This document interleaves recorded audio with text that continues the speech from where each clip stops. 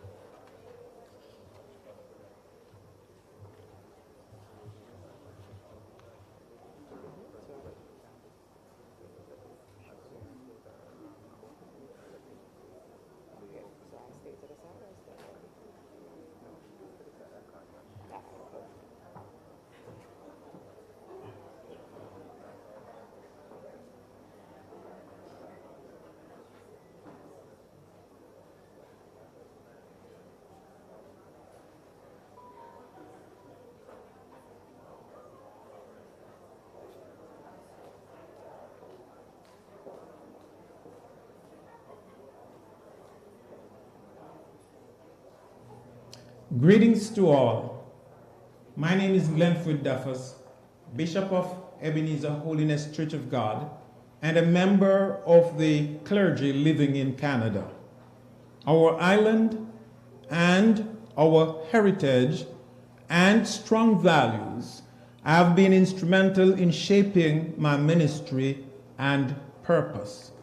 Now, we stand at a crucial juncture where our collective faith and action can propel Jamaica towards a future of prosperity and unity. The conference is our platform to galvanize spiritual leadership, fostering dialogue and development that resonate with our core values. It's an opportunity to lead by example, to share our experiences and to contribute to a legacy of faith-driven progress. Plan to attend. It will be a diaspora homecoming to remember. Join us this June.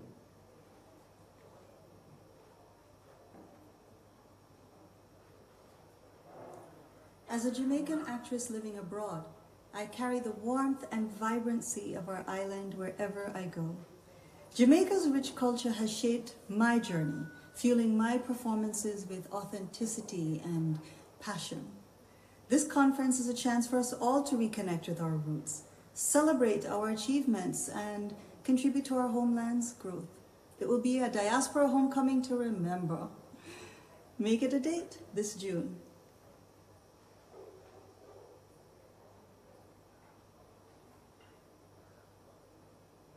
As a professional of Jamaican heritage, for me, the conference isn't just an event. It's a launching pad for us to make connections, explore professional opportunities, and give service where we can. We can help to shape Jamaica's future. I think of it as where our potential meets our heritage. It will be a diaspora homecoming to remember. Join us this June.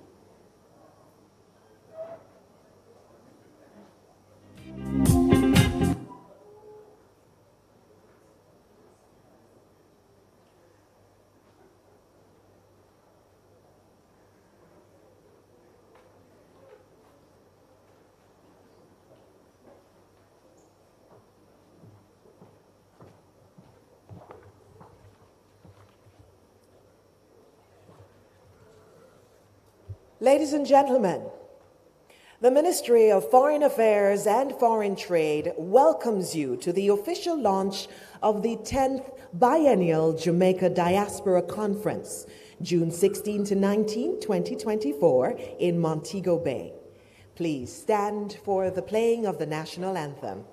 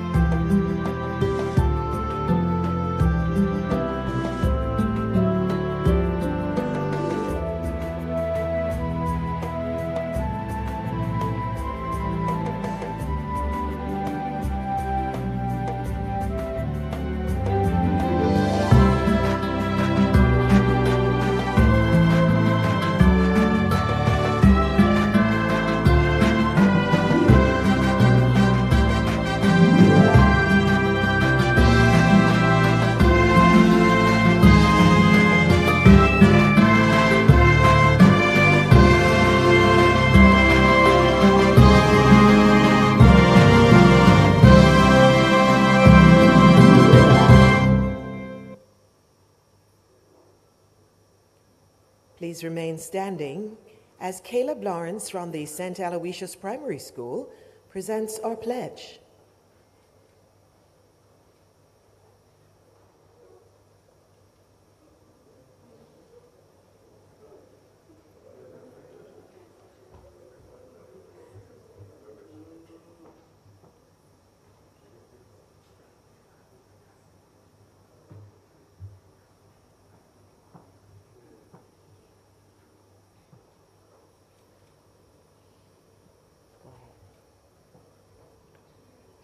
Before God and all mankind, I pledge the love and loyalty of my heart, the wisdom and courage of my mind, the strength and vigor of my body. In the service of my fellow citizens, I promise to stand up for justice, brotherhood, and peace, to work diligently and creatively, to think generously and honestly, so that Jamaica may, under God, increase in beauty, fellowship, and prosperity, and play her part in advancing the welfare of the whole human race.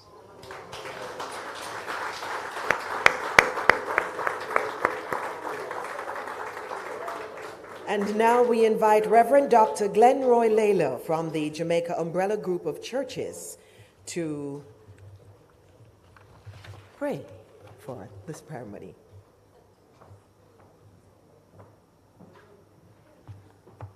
Let us pray. Gracious God, we praise you that you created every nation and made each person in your image and according to your likeness. In accordance with your will and purpose, you have fashioned us, Jamaicans, a people with a distinct culture. You have enabled, protected, and facilitated us as we disperse from this homeland, the rock from which we were hewn and scattered across the world. By your grace, you have enabled many of us to contribute significantly to the well-being and growth of the places to which we have migrated or resettled, even as we, individuals and nations, have benefited from your offerings through these places. Thank you that though scattered throughout the world, you have kept intact the unbreakable family ties. You have nurtured the love and concern for the homeland and the well-being of our brothers and sisters everywhere. Truly, you have made us one big family from this, your country. Thank you for the vision that resulted in the creation and the formation of the Diaspora Council.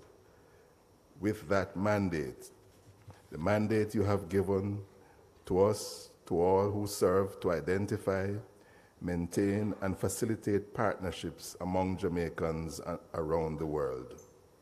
Thank you for sustaining the Diaspora Conference over these 20 years. We praise you for all the achievements, the accomplishments, for all who have worked tirelessly and selflessly in your service. As we meet now to launch this, the 10th Annual Diaspora Conference, we continue to look to you for guidance and direction. We continue to depend upon you as we journey today through all the stages of the planning of this conference and to its final execution. Lord, we depend upon you to use this conference to build relationships, enrich fellowship, and strengthen the bonds of unity. Lord, we depend on you to use this conference to facilitate the marshalling of resources, human and material, for the flourishing of Jamaica, land we love, and all her children wherever they are in the world, so that Jamaica and Jamaicans may, under you, God, increase in beauty, fellowship, and prosperity, and play her part in advancing the welfare of the whole human race. Help us to be aware of your presence with us at this launch this day.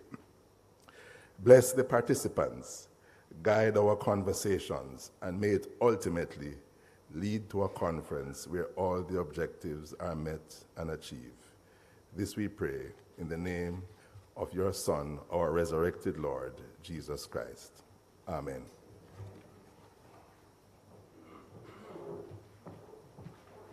Ladies and gentlemen, please be seated.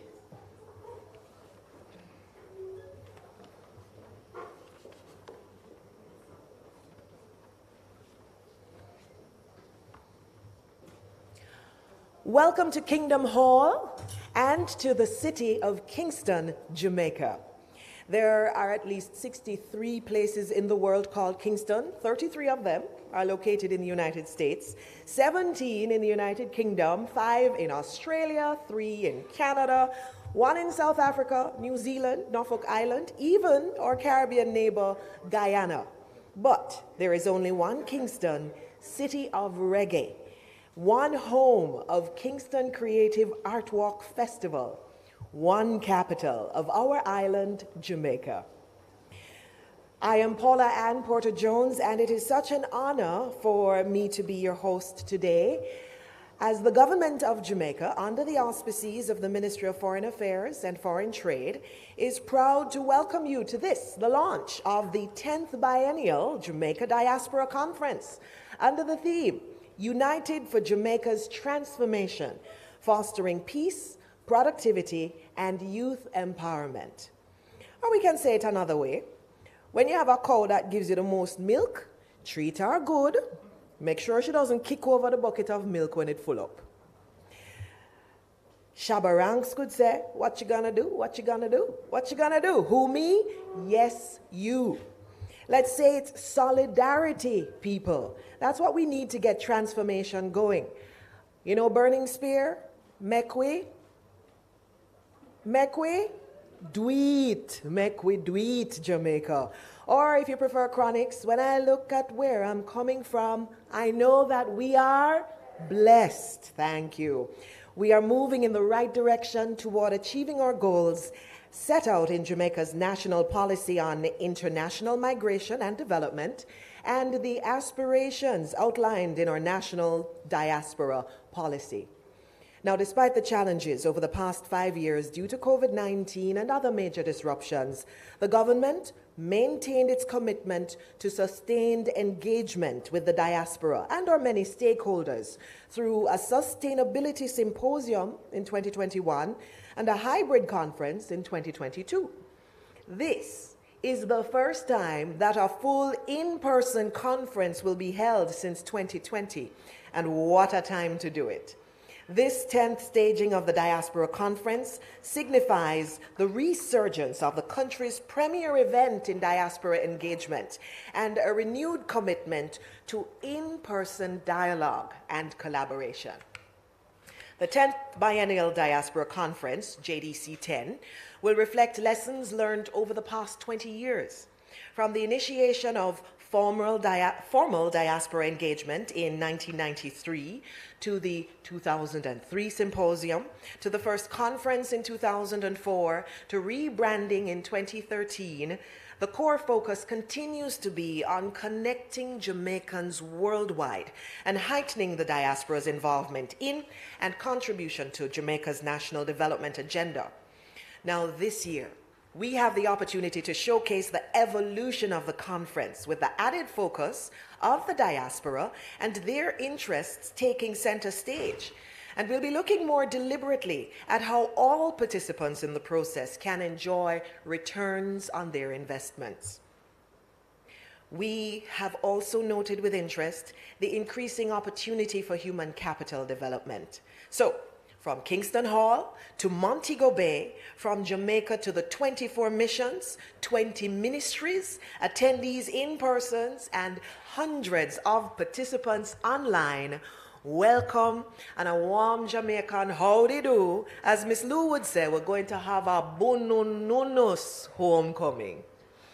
Now that the diaspora policy has been operationalized, we have the framework we need to dialogue, inspire, encourage, engage, support, incentivize, integrate, empower, activate, collaborate, and transform Jamaica for Jamaicans at home and abroad. JDC 10 will bring home members of the diaspora in Montego Bay, June 16 to 19 at the Montego Bay Convention Center. And there we'll identify more mutually beneficial solutions to inform local policies and strategies related to the diaspora and local development, as we formalize concrete plans to be actively implemented post-conference. Today's launch is going to present a snapshot of JDC 10's theme and tenets, which are going to be explored through the conference. Uniting for transformation, productivity, and economic development, empowering youth, and celebrating culture. So, here we go. We're ready now, first up, to view a video from the first of our speakers virtually today. It's Ms. Asha Richards, Chair of the Global Jamaica Diaspora Youth Council.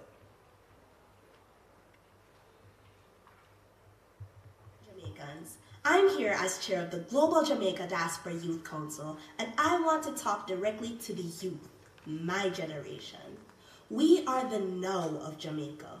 We are the fresh energy and new ideas to help move our country forward.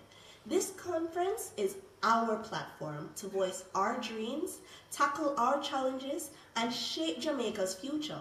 So let's make our mark and share our vision. It will be a homecoming to remember. So I hope to see you this June from the 16th to the 19th as we share our ideas and ignite change. All right, thank you. Put your hands together or click the raise your hand icon on your device if you're with us online to show your appreciation for Madame Richards. Now, on behalf of Jamaicans home and abroad, I would like to say bless up to this diaspora visionary. And everything highlighted in her presentation reflects the ongoing ideation process of the Jamaica diaspora, provides much inspiration for persons to register and attend this homecoming in Montego Bay, slated for June 16 to 19. Now, her presentation has set the stage for a seamless transition into our first address by the Minister of State in the Ministry of Foreign Affairs and Foreign Trade, the Honorable Alando Terrelong, who's charged with the carrying out of the day-to-day responsibilities for diaspora affairs in the ministry. Please help me to give him a warm welcome.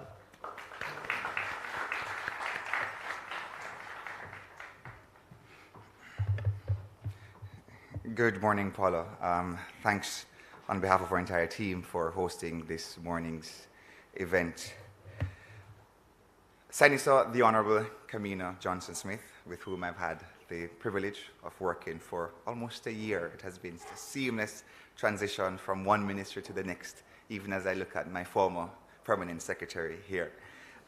Ministers of government, Minister Chuck, Minister Witter, Minister Smith, our permanent secretaries and heads of agencies who are here, members of the clergy, heads of missions and consular posts joining us live, Mr. Courtney Campbell, President and CEO, VM Group and Conference Chair, legacy partners. I have noted the presence of Jamaica National and also Grace, who are here, represented by their distinguished members. To our other partners who have joined on, I have seen some of our legacy partners who came on from the get-go. Special shout out to National, who's actually one of our first partners who came on and said, we are going to go platinum, not gold, not mahogany, not hummingbird, not Port Royal, but it's going to be platinum. So it's really, really good to see them here. Ms. Ariel Boyne, Undersecretary, acting for Diaspora and Protocol and Consular Division, members of the Diaspora team who have been working tremendously hard behind the scenes here at the ministry. Other Undersecretaries and staff of the varying ministries who are present, Ms. Shauna Chin, Vice Chair of the Global Jamaica Diaspora Council, Ms. Asha Richards, Chair of the Global Jamaica Diaspora Youth Council, and of course all our council members, to our conference project manager, Lisa Ogilvie, who has been just working really, really hard. Other representatives, colleagues, and as we say here at the Ministry of Foreign Affairs and Foreign Trade, distinguished ladies and gentlemen, all. It is certainly my pleasure to have you join us today, as well as members of the diaspora who are joining online, stakeholders, sponsors, one and all, to this, the official launch of the 10th Biennial Jamaica Conference. This conference has been a much anticipated event. Not only is it significant for the fact that it is the milestone 10th iteration and 20 years since the first Diaspora Conference was held in 2004, but also it will be the first time for me in my capacity as Minister of State in the Ministry of Foreign Affairs and Foreign Trade with responsibility for diaspora affairs to be leading the charge for a successful conference. Also of added significance is the fact that this will be our first full in-person conference since the disruptions caused by the COVID-19 pandemic.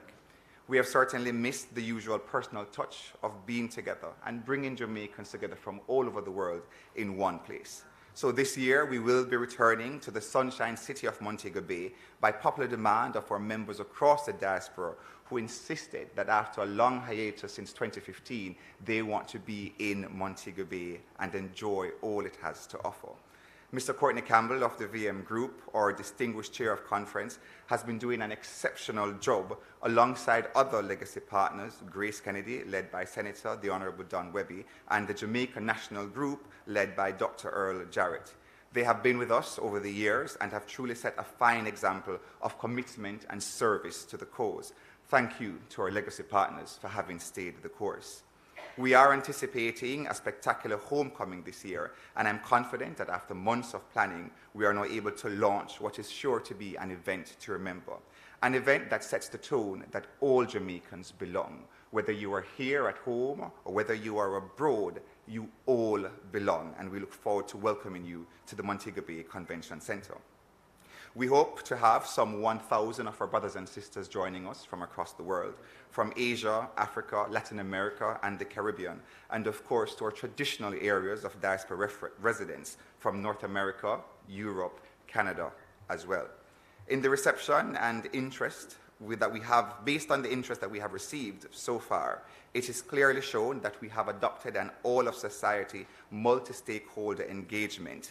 And if it's anything to go by, based on your presence here this morning and based on the presence of those online, we are certain that it will be a spectacular conference. It is in this spirit that I warmly welcome you to this launch, coming from the Kingston Hall of our ministry, right here in the Sunshine City of Jamaica. And of course, we send love, positive energy, and that spirit of true Jamaican oneness to all our members joining us online, especially those in cold places at this moment in time. We have been working very, very hard behind the scenes to ensure that from the outset, the conference this year is one that has been truly crafted with all Jamaicans in mind. Early collaboration with members from the legacy partners and of course with our Diaspora Council members have seen us having several conferences overseas. So far, we had conferences in Africa, Canada, continental Europe, and the UK. In addition, our conference chair and legacy partners, the members of the clergy, other providers in government and the private sector have also worked with us to ensure that we have a theme that truly resonates the Jamaican spirit. United for Jamaica's transformation, peace, productivity, and of course, youth empowerment. From the 16th to the 19th of June, as we gather in Montego Bay to fellowship and dialogue, it is our hope that we will reflect on all the improvements that the government has achieved in building a stronger Jamaica over the last 8 years. Certainly, your input is critical to guarantee the continued growth and productivity of Jamaica. We look forward to hearing from members of the private sector as it relates to how you, by virtue of your investments in Jamaica and of course extending your brands abroad, how you can also increase greater productivity for all Jamaicans living here and abroad. We have identified in this regard a number of platinum partners who have been generous in providing critical sponsorship through financial and in-kind support, while many others have indicated an interest in coming forward as well. We are therefore proud to have the endorsement of the Jamaica Umbrella Group of Churches, which is represented here today by Reverend Dr. Glenmore Layla, and other government ministries, departments, and agencies who are here to give their support as well. I must also recognize, as I indicated, the likes of National Bakery, Digicel, JMMB, the RGR Group, and of course the Jamaica Tourist Board for their support thus far. Our online registration portal is expected to be up and running today, and we're pleased to share that we are well advanced in our negotiations to secure favorable hotel rates with the Ocean Coral Spring and Ocean Eden Bay. So start booking now. Further information on logistics will be shared shortly. As you look around Kingston Hall and the range of participants joining online, you will understand the truly integrated and well-considered approach that we have taken to ensure that our diaspora engagement mechanism is one that is inclusive, interesting, yes, and fit for purpose as intended by the diaspora policy adopted at the 2019 conference. We will continue the important tradition of honoring diasporans who have worked hard and made significant contributions in their communities, and as such, the Governor General's Award for Excellence will be a feature this year. Our usual marketplace and government at your service will be available, along with a range of other goods and services that we can assure will be of interest to you. There will be other exciting offerings that will certainly make your attendance at the conference a worthwhile feature, but we will not announce all of them today because we want you to come down and enjoy the experience, whilst of course making good linkages for trade and investment opportunities, not just here in Jamaica, but also taking those trade and investment opportunities to your respective areas across the diaspora. On June 20th, the Thursday, that will be our hugely popular Diaspora Day of Service, and we invite members of the diaspora to join in service organizations or service day activities wherever, be it your old high school alma mater and old church, or even within your communities of former residents. I am pleased to share that for participants who will be taking the items to support the day of service, our partners at Jamaica Customs are working with us to ensure that you are facilitated during entry. As we zoom in on the target of 1,000 members of the diaspora to our shores, I want us all to bear in mind the theme, United for Jamaica's Transformation. In closing, I urge all of us to bear this in mind as we work together in unity for Jamaica's continued growth and productivity. Over the last 8 years, we have seen stellar growth across a multiplicity of sectors, from infrastructure development, a reduced unemployment rate, and of course to varying activities aimed at youth empowerment. Let this be the best of 10. Let us be united as we strengthen the call for a more productive Jamaica. Let us continue to promote investment, foster collaboration, and execute with great zeal our philanthropic activities across Jamaica, whilst celebrating a united nation for the growth, development of Jamaica, as we look forward to achieving the 2030 goals of leaving no one behind. May God bless you all. May God bless our beautiful island, Jamaica, and thank you for partnering with us.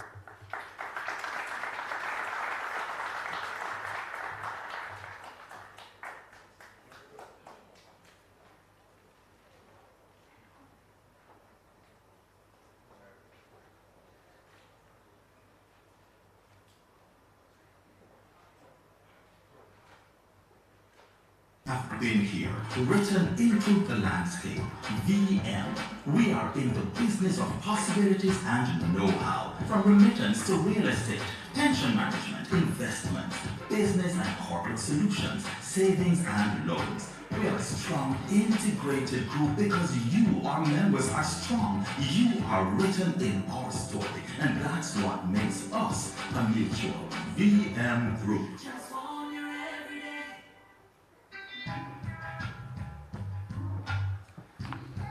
Once more, a round of applause as we say thank you to the Minister for his welcome message. Ladies and gentlemen, the conference is honored to have support of 3 legacy partners: the Grace Kennedy Group, the JN Group, and the VM Group, among which chairmanship of the Biennial Conference is rotated. Now, these conglomerates are aligned around national development and have always been partners. They have been consistent partners with diaspora engagement. We are proud to acknowledge them in this conference, and we invite the JDC 10's conference chair, Mr. Courtney Campbell, CEO of the VM Group, to bring remarks at this time. Help me welcome him, please. Thank you very much, Paula. Senator, the Honorable Kamina Johnson-Smith, Minister of Foreign Affairs and Foreign Trade, Honorable Delroy Chuck, Minister of Justice, the Honorable Alondo Terrelong, Minister of State in the Ministry of Foreign Affairs and Foreign Trade, and the leader of this diaspora movement at this point. Other Ministers of State, Marsha Smith and Franklin Witter, Your Excellencies of the Diplomatic Corps, Permanent Secretaries and Heads of Agencies, Senator Don Webby and the team from Grace Kennedy, Miss Lisa Coe and the team from the JN Group, my colleagues from the VM Group, other distinguished guests, conference sponsors, and I'll name a few shortly, members of the media. Good morning, how do you do? Everybody hearty? Yes. Good. You know, what a joy it is to be here, gathered here in Kingston, and with our fellow Jamaicans joining virtually from across the world as we officially launch the 10th Biennial Jamaica Diaspora Conference. 20 years after this conference was first held, it has grown into an increasingly important forum to facilitate meaningful cross-border engagement among Jamaicans to help realize our highest economic, social, and cultural aspirations. The rich potential of collaboration among a people so gifted is immeasurable, yet still largely untapped. I'm therefore very pleased, delighted, is delighted a stronger word than pleased? Delighted, as chairman of the preparatory committee, to thank and warmly welcome the sponsors who have, by supporting this initiative, signaled their commitment to collaboration and to nation building. Welcome to returning legacy partners, Grace Kennedy, the JN Group, and the VM Group, whose teams I know are tireless in their efforts to ensure the success of the conference.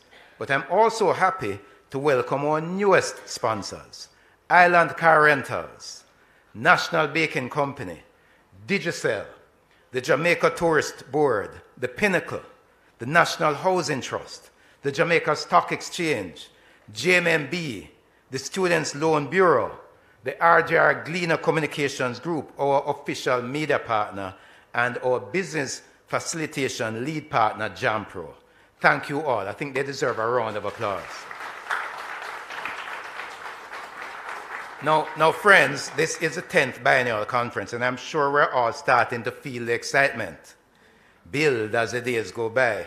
Well, I want to add to that excitement and perhaps convince anyone who is still on the fence about attending that now is the time to register and book that trip.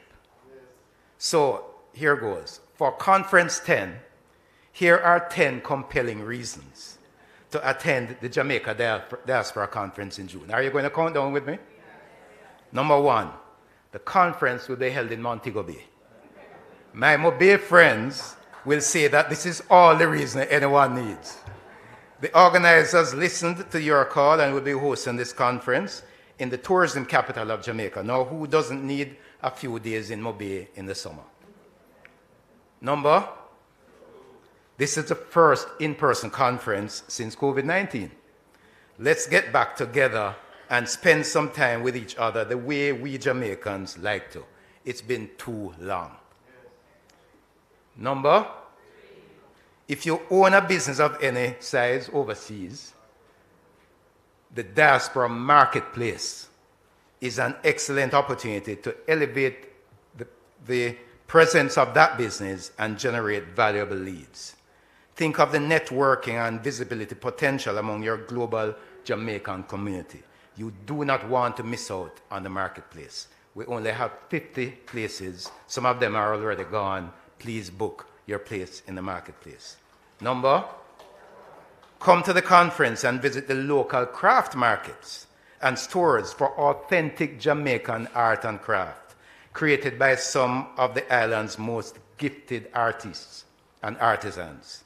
This is your chance to take some one-of-a-kind pieces back home with you. And then, number 5, who loves Jamaican food? Oxtail.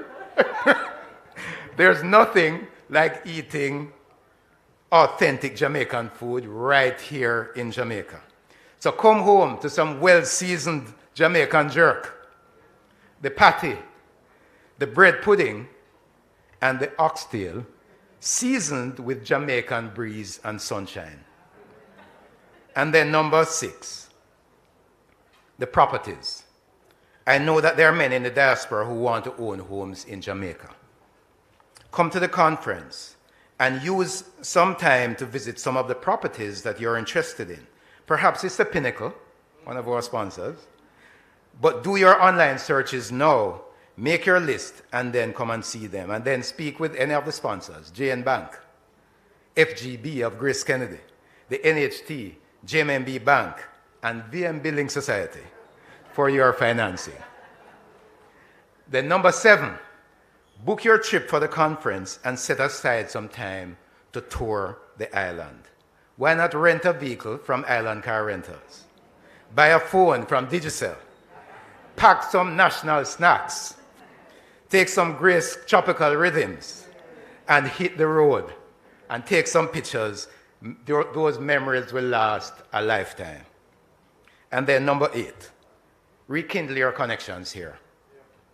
This can mean walking the streets your parents and grandparents did, showing your children your old school, or even visiting extended family and longtime friends. Now might just be the time to forge stronger bonds in Jamaica. The conference agenda is number 9. The conference agenda includes diverse, interesting topics. And Minister Johnson Smith, your team, led by Honorable Alonda Terrelong and Undersecretary Mrs. Bowen and Director Mr. Wilkes, they have been excellent in putting together a wonderful program. Let's give them a round of applause. We have worked with them, and I'm saying to those of us overseas, the program has been carefully designed with strong input from Jamaicans and friends of Jamaica in the diaspora. For this conference, we will intentionally dedicate more time and space to exploring how you who live abroad can yourselves derive tangible benefits from active participation in the global Jamaican community. And then number 10. Finally, in this list of 10, come to the conference to build stronger networks with other non-resident and resident Jamaicans in areas of interest to you. This can lead to transformational connections and collaborations. There's really no other opportunity like this one. So friends, I could go on, but it's just the 10th Biennial Conference. I will end here and simply say, I look forward to seeing you all in June in Montego Bay. Let's unite for Jamaica's transformation. May God bless you all, and may God bless Jamaica, land we love.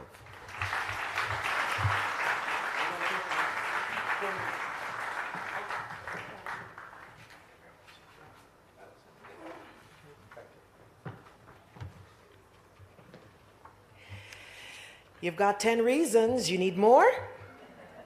We will be giving you even more information as we roll through. Thank you so much, Mr. Campbell. And now, ladies and gentlemen, it's time to hear from a representative of another of our legacy partners. Please help me to welcome Senator the Honorable Don Webby, CEO of the Grace Kennedy Group.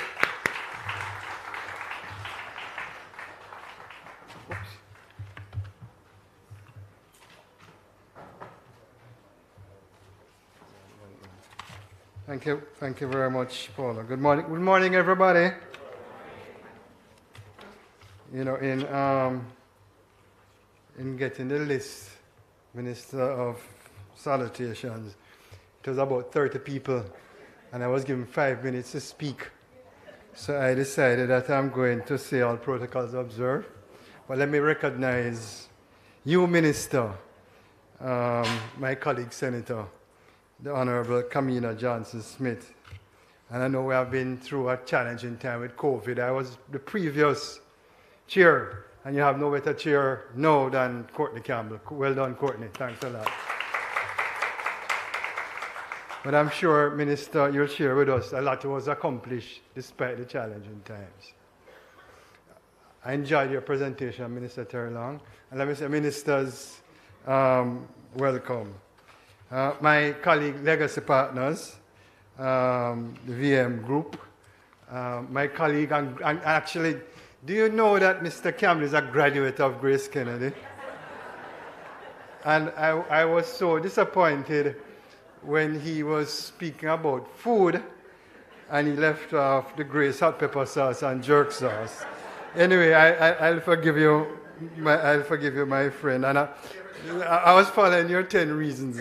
Oh yeah, you did say the tropical rhythms, which is the best juice in the world. And Lisa, welcome, Jamaica, and give Earl Jarrett my regards, my fellow Georgian. So, ladies and gentlemen, this is in fact a very special occasion, and I want to especially recognize the members of the diaspora. And let me say, on behalf of Grace Kennedy, it is with great pleasure and honor that I bring special greetings from Grace, the Grace family, and we have a number of Grace Kennedy staff here. You want to be stand and recognize Grace Kennedy, my Grace team. Where's my Grace team? We,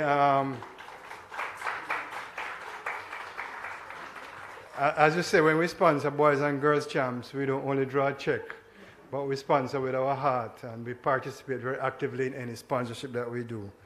And so thanks a lot, guys, for your support. They are doing all the work. I'm just here making all the speeches. You know, in reviewing and preparing for my brief presentation, I was really struck, and Courtney and colleagues, as you should have here, and Minister, the theme of this year's conference, may I say, it really, really resonated with me at this time. United for Jamaica's transformation, fostering peace, productivity, and youth empowerment. You know why?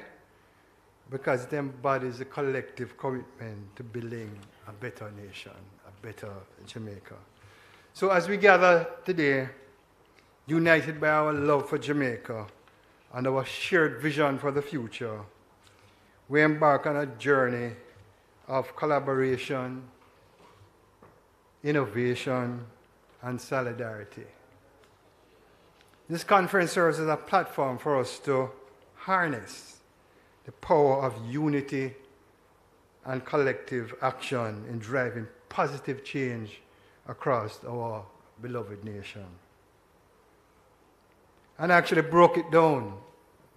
Andrew, another graduate of Grace Kennedy, who I'm seeing a lot on the TV, doing a good job at Pika. Give him a round of applause. So I actually broke it down, Courtney, and I said, peace, productivity, and youth empowerment stand as pillars essential to building a better Jamaica. Peace, a word that we often use in our country, Delroy, Minister of Justice, lays the foundation for progress and sustainable development, fostering an environment where all Jamaicans can thrive free from violence and conflict. Productivity fuels growth and development, driving innovation, minister entrepreneurship, and job creation. And may I say to my fellow colleagues in the diaspora that unemployment in Jamaica is the lowest it has ever been in the history of our country, at just over 4%. And by empowering our youth, we invest in Jamaica's greatest asset, ensuring that our next generation is equipped with the tools, resources, and support they need to realize their full potential and become leaders of tomorrow.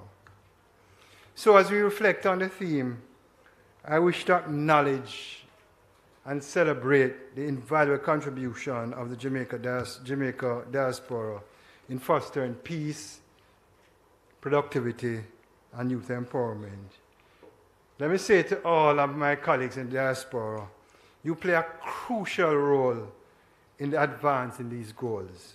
The unwavering commitment, expertise, and passion of our diaspora has been instrumental in driving positive change and advances Jamaica's interests on the global stage.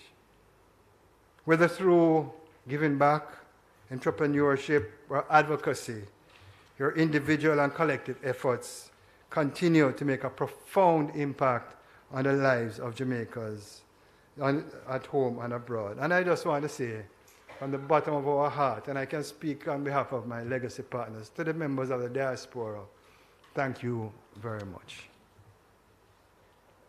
Your roots are firmly planted in the vibrant soil of Jamaica, and now is the time to nurture that connection through investment. Listen, I've been in business, and in fact, Courtney, as I'm getting old, I'm near that Grace Kennedy for 30 years, Andrew. And this is Don Webby speaking to my members of the diaspora. There's never been a better time in the history of our country for you to invest in our country. Never. Your expertise, your resources, and passion can drive transformational change, particularly in two fastest growing sectors. And this is Don's opinion, not Grace Kennedy's opinion, digital innovation.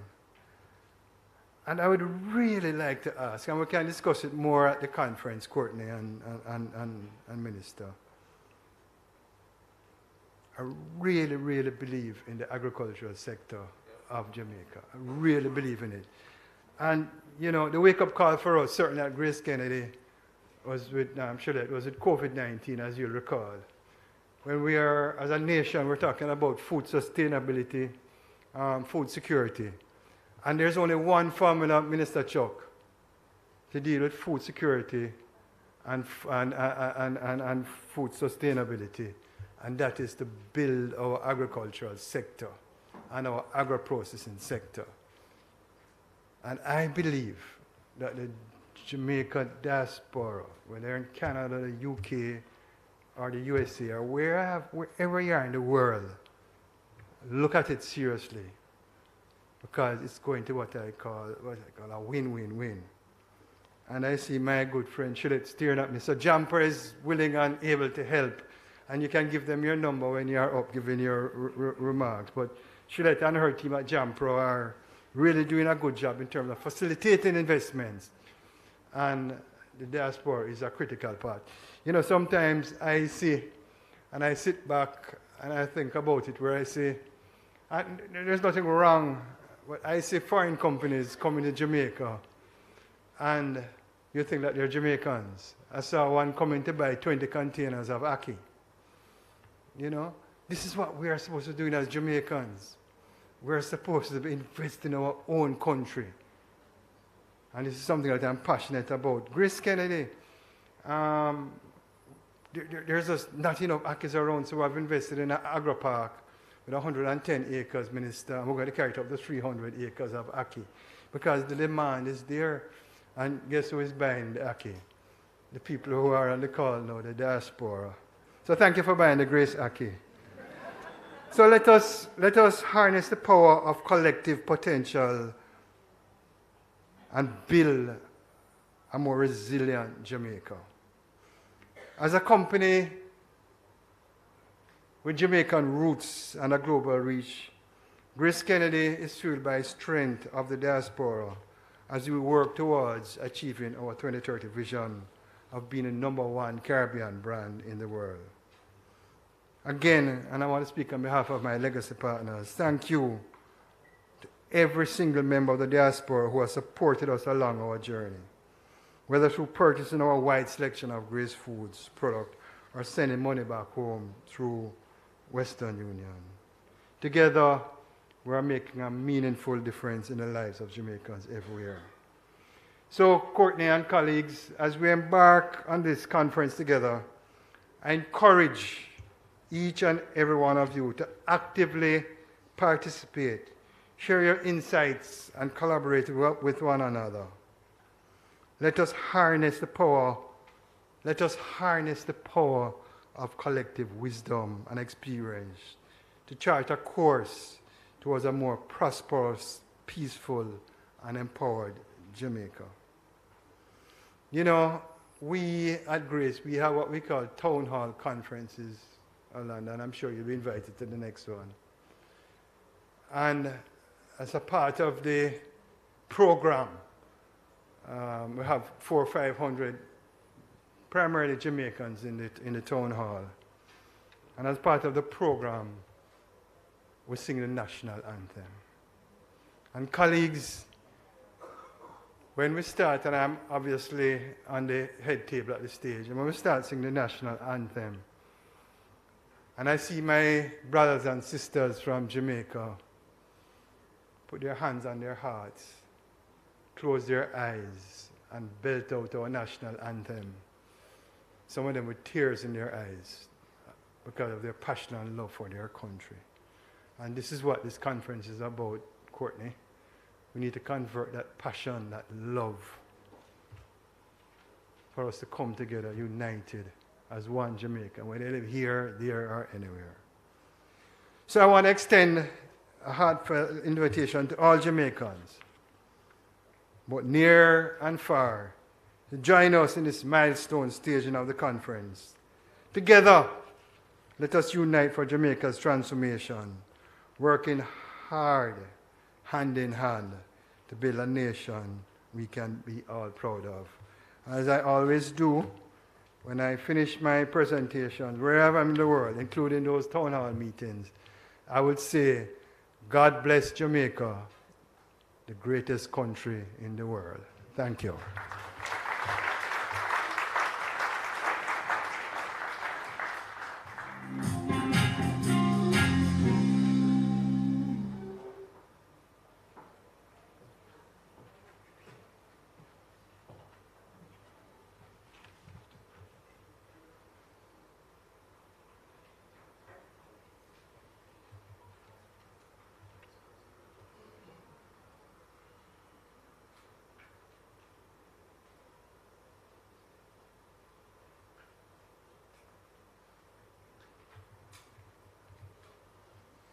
Ladies and gentlemen, once more, please, for Senator Don Webby.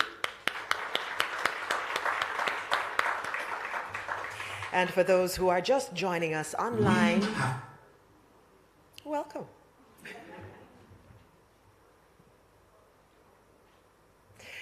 Our next partner, legacy partner, is the JN Bank. And we now welcome remarks from the Managing Director for JN Bank. It's the JN Group. And we now welcome the Managing Director for JN Bank, Ms. Lisa Cow. Help me, please.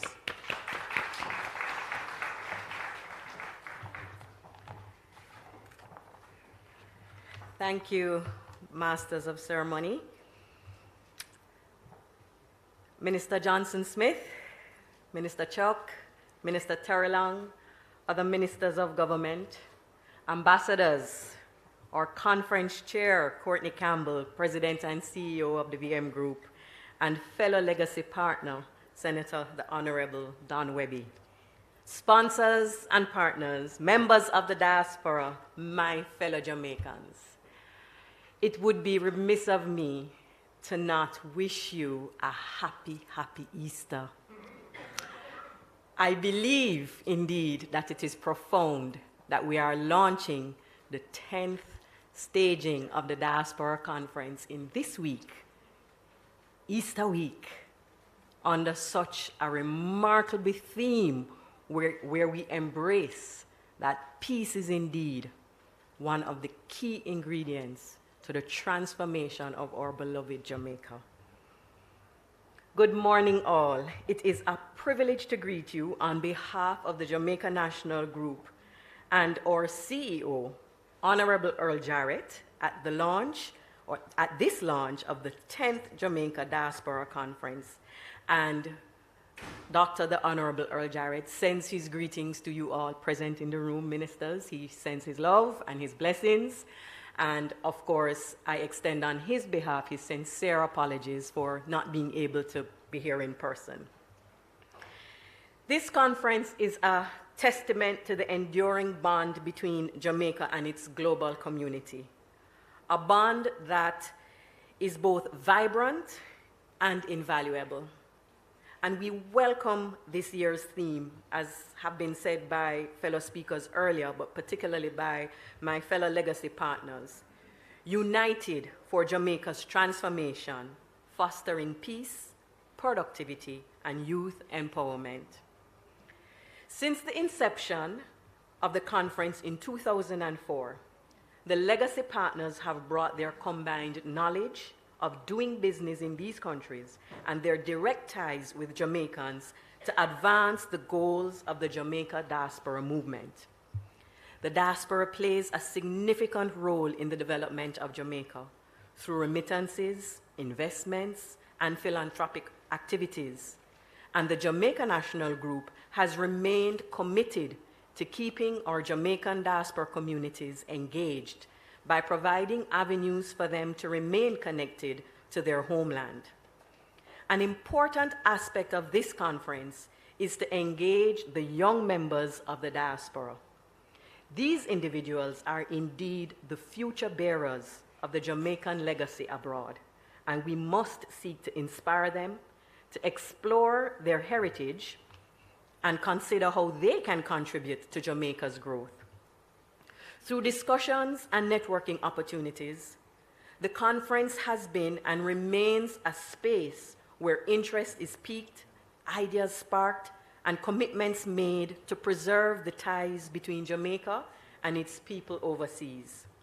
Through the conference, partnerships have been strengthened between the Ministry of Foreign Affairs and Foreign Trade, its overseas offices, and sundry diaspora organizations across the globe, as well as Jamaicans locally. Additionally, Jamaicans at home have been better able to appreciate the significant economic contributions being made to our country by the diaspora to benefit diverse areas of national life, including health, education, tourism, exports, athletics, and many others. This launch event here in downtown Kingston is a personal invitation from our legacy partners and the government of Jamaica for Jamaicans at home and abroad to join us. Today, as we launch the 10th Jamaica Diaspora Conference 2004, we embark on a journey of exploration. 2024, that's right. 2024, we embark on a journey of exploration, collaboration, and empowerment. During the conference, we will come together to exchange ideas, share experiences, and forge partnerships to help shape the future of Jamaica and its people. Let us not forget that this conference is not only about dialogue and discussion, it's about action. Harnessing the collective power of the diaspora to help with tackling the challenges facing our nation and to seize the opportunities that lie ahead. From entrepreneurship and innovation to education and healthcare, there are numerous areas where the diaspora can make a meaningful impact. As we gather here today, let us be inspired by the countless success stories of Jamaicans around the world who have overcome adversity, defied expectations, and achieved greatness. Let their journeys serve as a beacon of hope and a reminder of what is possible when we come together with purpose and determination. As this conference marks its 10th occasion, the year 2024 also holds significance for the Jamaica National Group as we mark 150 years of service in August. This milestone provides the opportunity to highlight Jamaica National's unwavering commitment since 1874 to empowering communities and supporting financial growth. But more importantly, this milestone is a window for us to underline the pathway to a bright future that continues to place the Jamaican people at the center wherever they are in the world. As we celebrate our legacy, we will continue to enhance our processes and to implement enduring initiatives that will uplift the experiences of Jamaicans at home and in the diaspora. We will keep them connected and engaged over the generations to come and maintain opportunities for them to participate in the development of Jamaica land we love. With that said, we anticipate yet another dynamic and impactful diaspora conference in Montego Bay this year as we unite to help transform our nation, fostering peace, productivity, and youth empowerment. Blessings to all of you.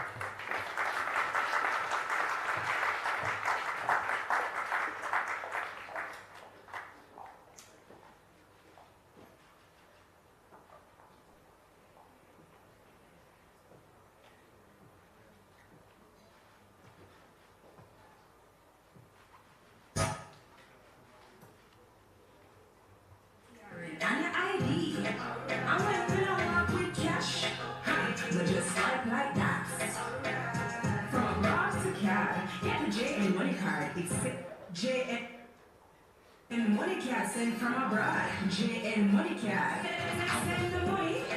Move on, withdraw in a hurry. JN money can't free. ATR and your ID. I went to the work with cash. But just like that. From abroad to CAD, get the JN money card. It's safe, convenient, and free. JN money can't send from abroad. JN money can't.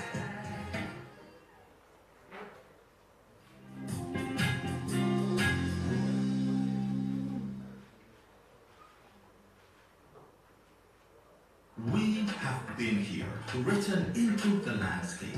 VM. We are in the business of possibilities and know-how. From remittance to real estate, pension management, investments, business and corporate solutions, savings and loans. We are a strong, integrated group because you, our members, are strong. You are written in our story, and that's what makes us a mutual VM group.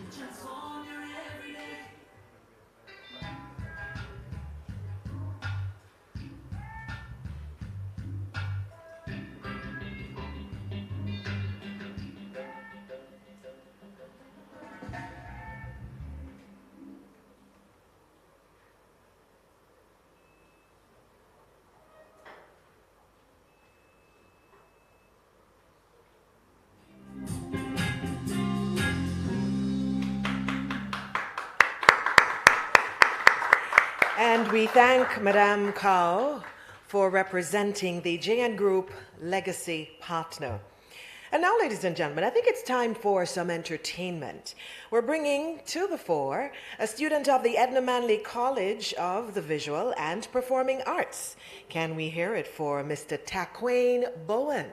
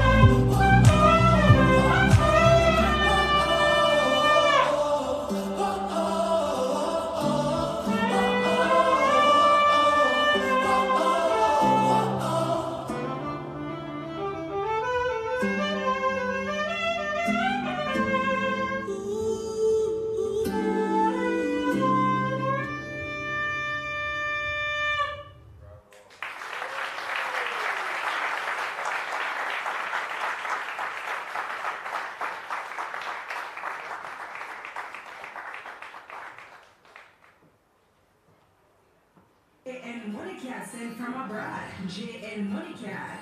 Send the money. More withdraw in a hurry. JN Money Cat free. Get a TRN and your ID.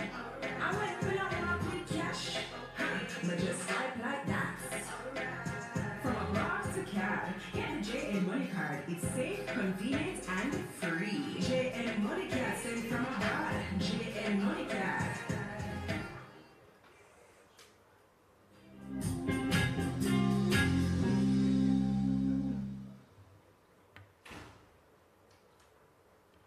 We have been here, written into the landscape.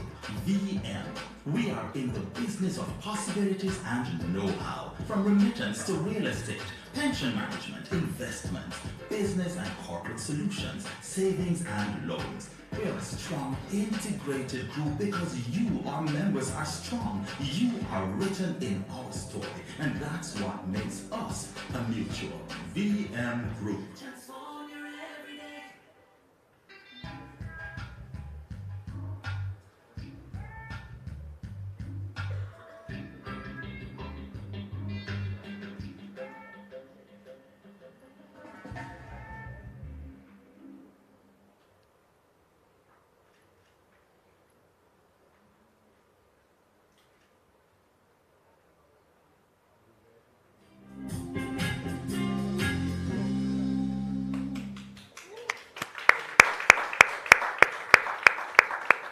Fantastic performance by Taquain Bowen. We have with us the CEO of PICA, Government at Your Service. Please help me welcome him to the microphone at this time, Mr. Andrew Winter.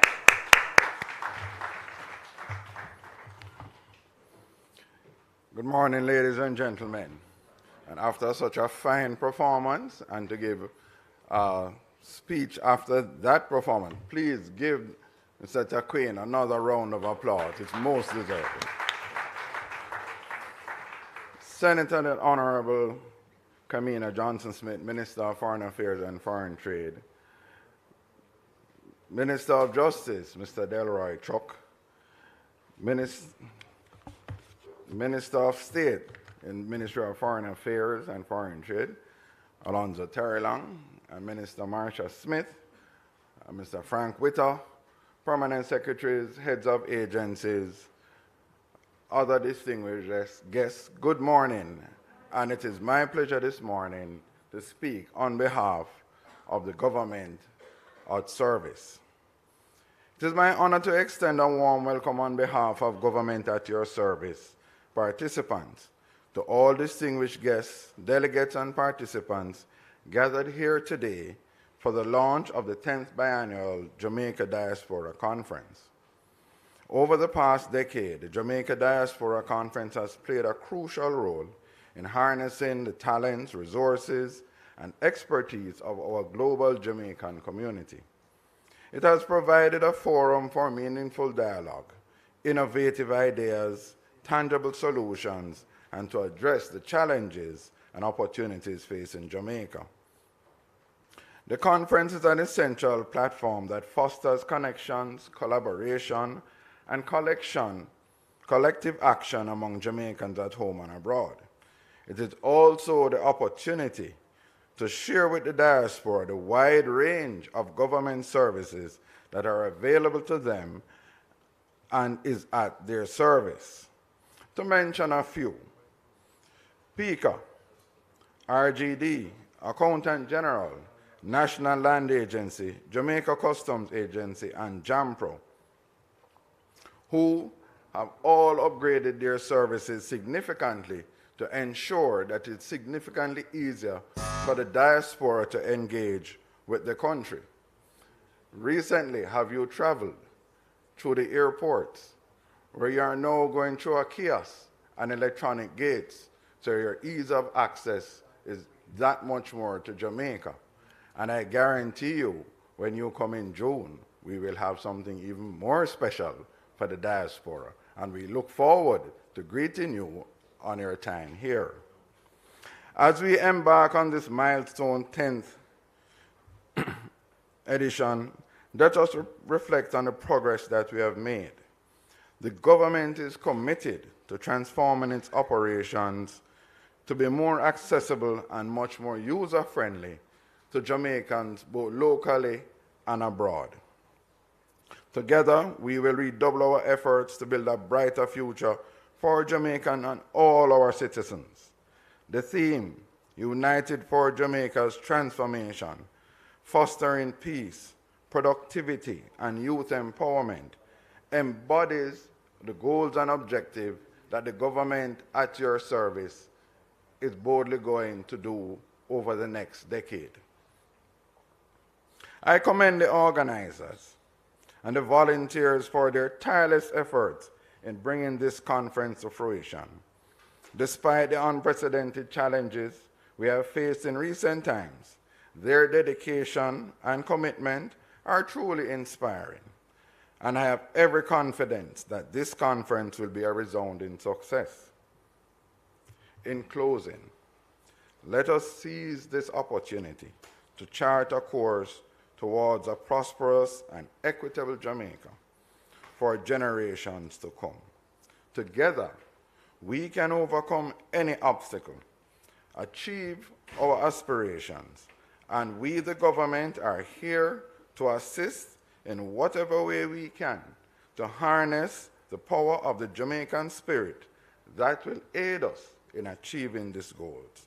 Thank you, and may this 10th Biennial Jamaica Diaspora Conference be a transformative and unforgettable experience for all of us. Thank you, ladies and gentlemen.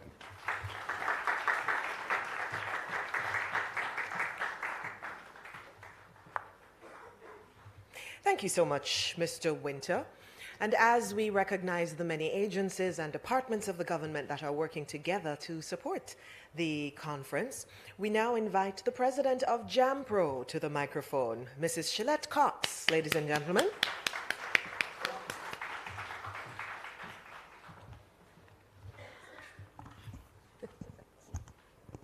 Happens every time. Good morning, ladies and gentlemen. I would love to recognize Senator the Honorable Kamina Johnson-Smith, the Minister of Foreign Affairs and Foreign Trade, and her Minister of State, the Honorable Alando Terrelong, the Minister of Justice, the Honorable Delroy Chuck, and the Minister of State in the Ministry of Education, the Honorable Marcia Smith, and the Minister of State in the Ministry of Agriculture, Fisheries, and Mining, the Honorable Franklin Witter.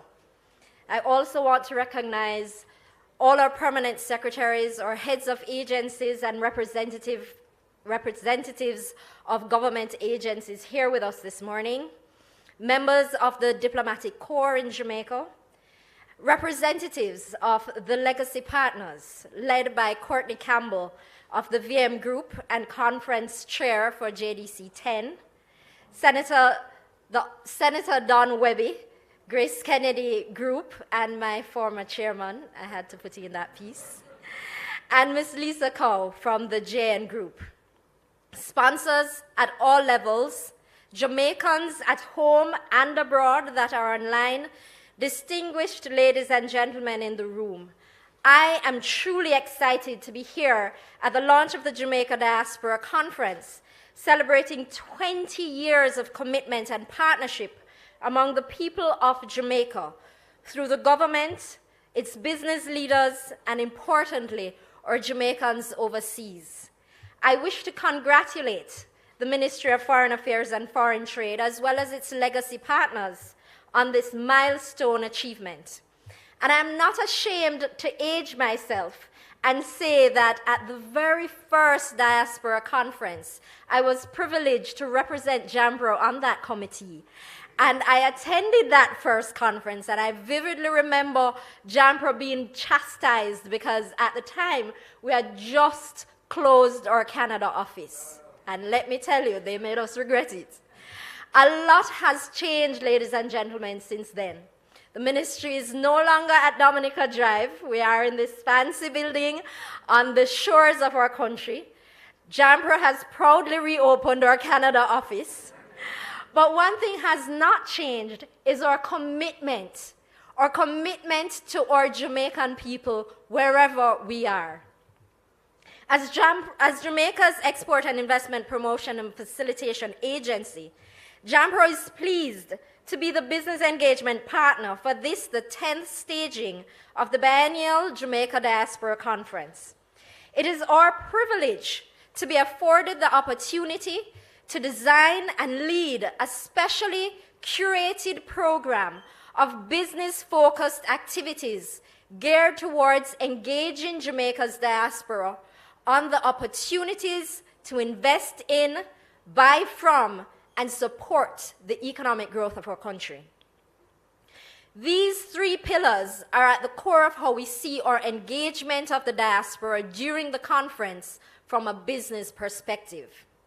First, as potential investors, persons and business owners that have a vested preference for coming to Jamaica to either establish a new business or expand their operations into Jamaica as a Caribbean hub.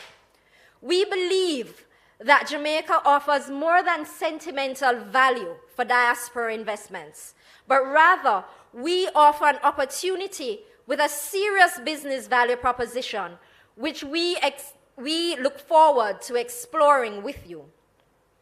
Second, we wish to engage the diaspora as overseas buyers of Jamaican goods and services. Whether it is a niche or specialty product not yet available in your market, or a long-standing Jamaican comfort food such as Tasty's cheese or national baked products that has, for some strange reason, not reached your neck of the woods, we want to engage with you to see how you can become Jamaica's next distributor in your market.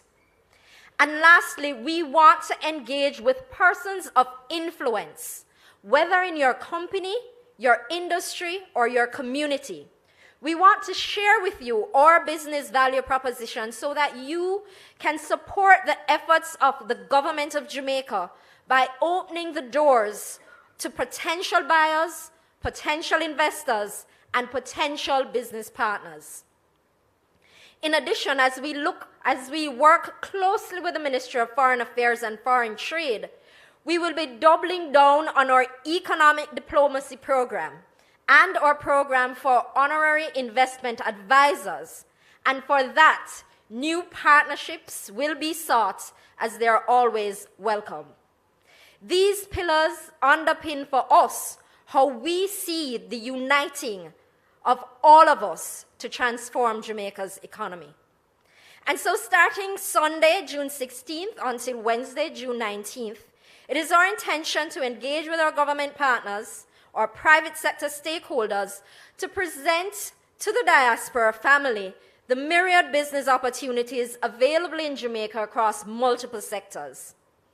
Following from the strategic thrust of the government of Jamaica through our parent ministry, the Ministry of Industry, Investment and Commerce, and our own 4-year strategic plan at JAMPRO, our main areas of focus will include, and Senator Webby spoke to the very first one, agribusiness, and particularly orchard crops and the opportunities that have been created through the overwhelming demand of our diaspora in overseas markets and persons that have been exposed to the unique taste of Jamaica's ackee, breadfruit, mangoes, and avocado.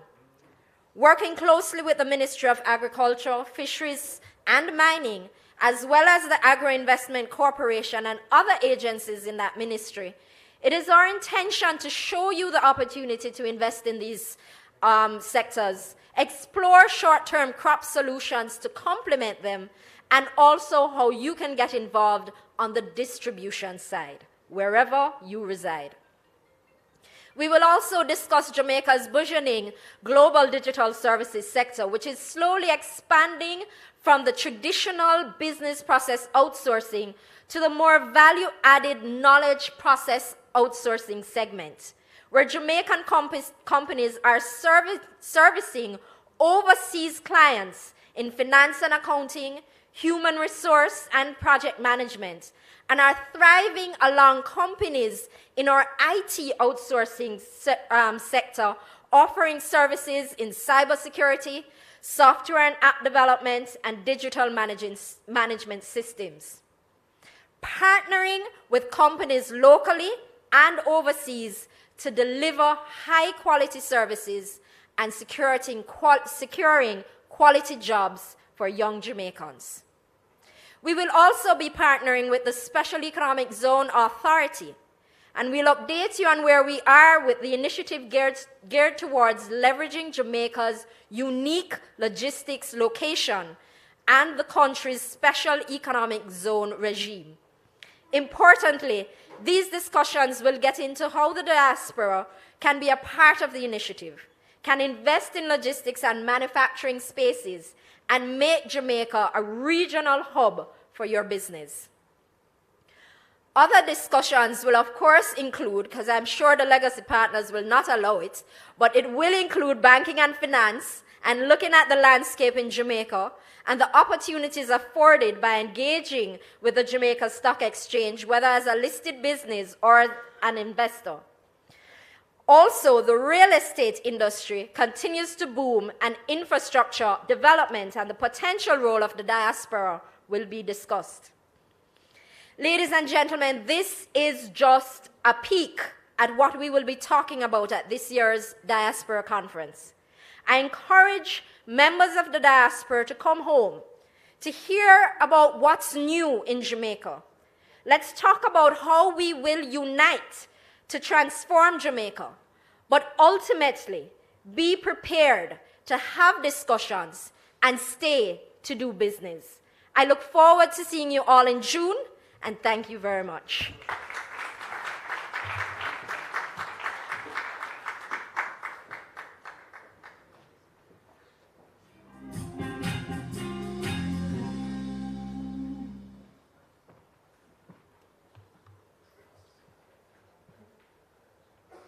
Greetings from Montreal, Canada.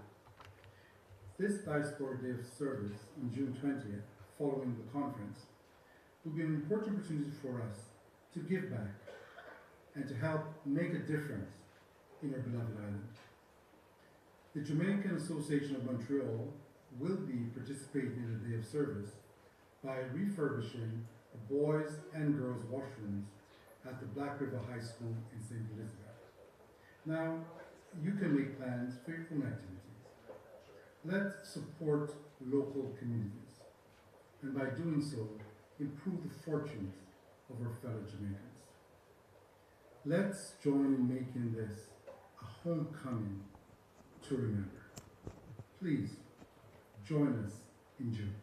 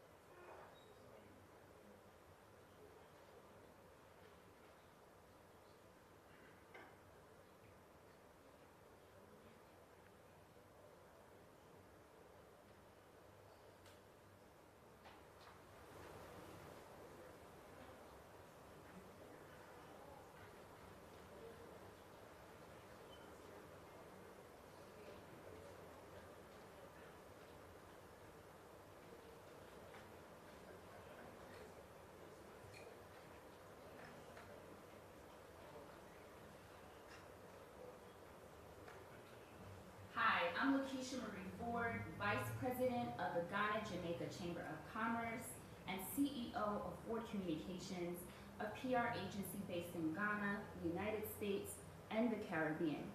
As a young professional of Jamaican heritage living in Ghana, for me, the conference isn't just an event.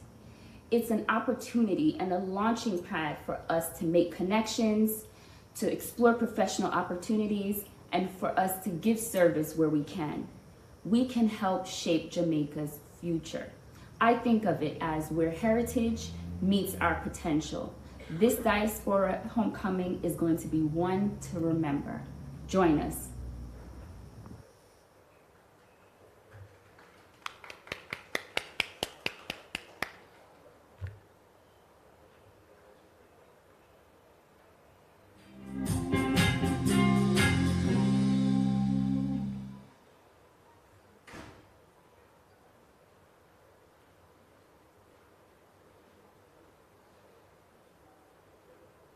And coming in from those messages, and before that, Mrs. Shalette Cox, president of JAMPRO. We now move, ladies and gentlemen, to the first of our platinum partners to bring remarks this morning. Help me welcome from Continental Bakery, Mr. Craig Hendrickson. Good morning, everybody. Senator the Honorable Kamina Johnson-Smith, the Honorable Delroy Chuck, Honorable Alanda Terrelong, all the government officials, ladies and gentlemen, good morning. It's an honor to be here to represent National Baking Company on the 10th Biennial Jamaica Diaspora Conference. This pivotal event serves as a vital platform for uniting Jamaicans worldwide, fostering invaluable connections, and driving progress within our diaspora and local community. I would like to reaffirm our unwavering dedication to the Jamaican community, a commitment that we at National have upheld for over 70 years. We acknowledge that this long-standing service has become a tradition among many Jamaicans, and we take pride in offering access to our products in the Jamaican diaspora community. Beyond our role as sponsors of this conference, our dedication extends to empowering Jamaican youth through STEM education, supporting diaspora initiatives such as this, ultimately contributing to the progress and prosperity of our nation's future. This year's theme, United for Jamaica's Transformation, deeply resonates with us as it embodies the essence of unity among Jamaicans worldwide. Together we are stronger, standing as advocates for peace, productivity, and youth empowerment, and forging a path towards a brighter future. Thank you.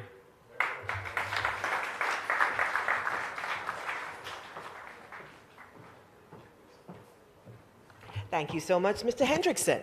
And we now move to another of our platinum partners, Digicel, Better Connected. Let's welcome Mr. Elon Parkinson.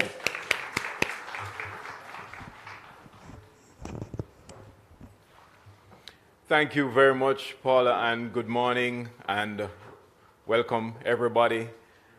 A very special welcome to those who are joining us on YouTube, where if you're following online right now, the discussion is with a lot of fervor. There was one person who said, don't forget the diaspora, and that is obviously why we're here, because we certainly want to celebrate the achievements and to acknowledge that there's still a lot more to be done when it comes on to our diaspora engagement. And that is why Digicel is delving deeper into diaspora engagement by supporting in such a big way this time around. What does communication have to do with it? A lot, really. It connects us right across the waves that separate us. And Digicel has been a long-standing partner when it comes on to Jamaica's economic prospects. Indeed, we started out almost 23 years ago. April 19 will be our 23rd birthday as a Jamaican-born company, and we're super excited to be celebrating it a little bit early with our friends in the diaspora. They know us very well because the diaspora members reach out to us from time to time. They see the Digicel signage at the corner shops where they purchase the top-ups and they buy the plans and they pay for the post-paid plans that our customers here back home have. Indeed, they consume our services there too in terms of how they utilize a SIM card roaming overseas because they still want to be connected to that Jamaican number. There's something about having a Jamaican number while you're in the diaspora. It connects you as much as the Grace food does and the national bread and buns do, right? So as the country's premier connectivity partner for advanced mobile, high-speed fiber to the home services, sophisticated business communication, Digicel will be highlighting our full suite, the rich array of connectivity that's maximizing migration's benefits by creating opportunities for investments, dialogue, and supporting friends and family back home. All of us at Digicel recognize the pivotal and influential role that members of the diaspora play when it comes on to being key actors for national development. Their knowledge, their experience, their expertise, and their resources can foster initiatives that accelerate our pace of economic growth. Our technology, of course, will play a leading role in bringing it all together. And that is why we'll be at the 4-day event held fittingly under the theme, Uniting for Jamaica's Transformation, Fostering Peace, Productivity, and Youth Empowerment. And it will come at a time when Digicel is creating even bigger stepping stones for members of the diaspora to participate in investment initiatives and innovations through the upgrade and expansion of our mobile and fiber networks across Jamaica. I take you back to 2001. We announced our Digital Jamaica project, a huge investment, $200 million US or 30 billion Jamaican dollars. It's a spend on our networks, fiber and mobile, and state-of-the-art broadcast facilities. We said we'd have done it in 3 years. We did better. It's all done, and this investment is now in place. And it's already providing countless opportunities for economic empowerment for Jamaicans due to the direct correlation between access to faster broadband internet and economic growth. We're known as the trusted and preferred communications partner to Jamaica's diaspora communities. Digicel, a Jamaican-born company, supports migrants with staying constantly connected to friends and family locally via our online portals for top-ups, prepaid and postpaid plans, bill payments, remittances as well via the MyCash digital wallet. Now, with an increasing amount of diaspora interest in private investments and entrepreneurship, the company's business arm, Digicel Business, will engage attendees at the conference on scalable initiatives across several sectors in the local economy. We're big on business, we're bullish on business, and we want to see more buoyancy when it comes on to entrepreneurs participating in the local economy. And so Digicel Business is helping with that technology piece to bring it all together.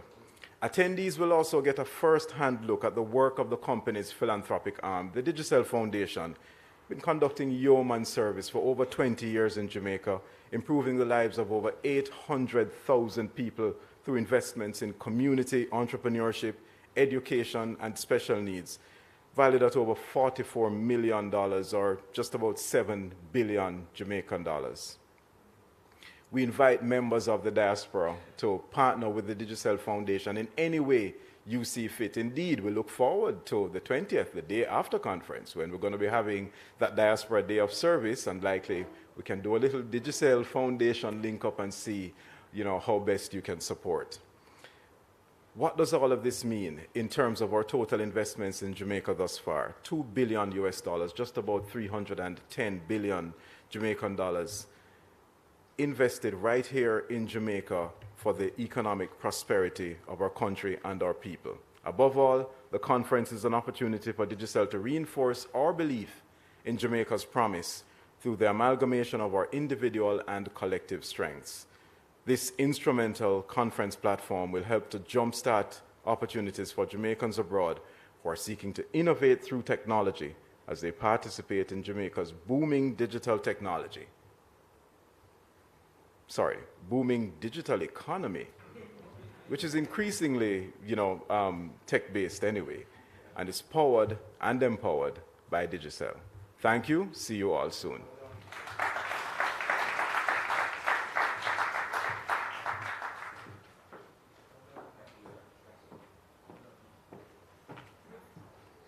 Thank you, Mr. Parkinson. And now we'll hear from our third and final platinum partner for this morning, and it's the representative from Island Car Rentals. So help me bring to the microphone Mr. Ryan Parks. Thank you. When my good friend Senator Webby came to the platform earlier, he indicated that he had 5 minutes and that he was really opting to skip the salutations. Well, I was given 2 minutes, and I will include the salutations. But don't panic. My address is only 1/10 of his. Master of Ceremonies, the effervescent Paula and Porter, Conference Chair, Courtney Campbell, Senior Ministers of Government, Minister Kamina Johnson-Smith, Minister Delroy Chuck, Ministers of State, Mr. Orlando Terrelong, and I must recognize Minister of State Terrelong for his role in driving this conference. Minister of State Marsha Smith and Minister of State Mr. Franklin Witter.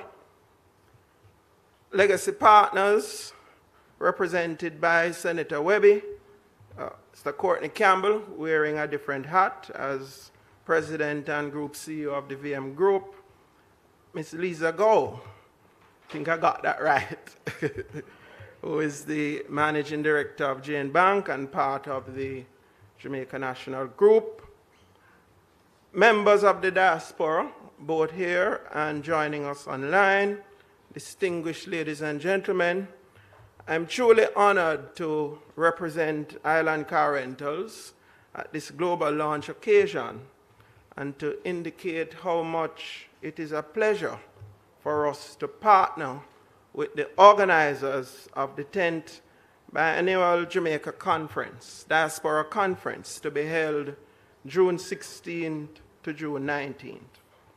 We are also very delighted and indeed proud to be the exclusive ground transportation partner for this year's conference. And members, when Conference Chair Courtney Campbell reached out to us, and having attended the first meeting, I thought to myself that it was a no-brainer for us to get on board. Indeed, for the 50 years of our existence as a leading ground transportation provider, our Jamaican brothers and sisters of the diaspora are at the heart of our growth and success over these many years. And therefore, we consider this partnership a natural and inevitable fit. I want to use this opportunity to specially thank the members of the diaspora for your tremendous support over these years. And members, this was a natural fit for us because as we reflect on the theme, fostering peace, productivity, and youth empowerment, you would recognize the role the tourism sector plays towards the overall economic performance. And Island Car Rentals is a major driving force behind our tourism product. It's also a natural fit, ladies and gentlemen, because approximately 70% of our business at both international airports, Norman Manley and Sangsters, is directly linked to a Jamaican coming back to Jamaican soil for varying reasons.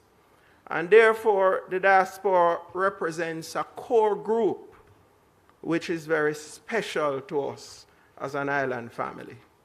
At the same breath, ladies and gentlemen, we consider this partnership a natural fit because of the exposure of our brand to over 170 countries, especially at a time when Ireland is on the cusp of expanding its footprint overseas.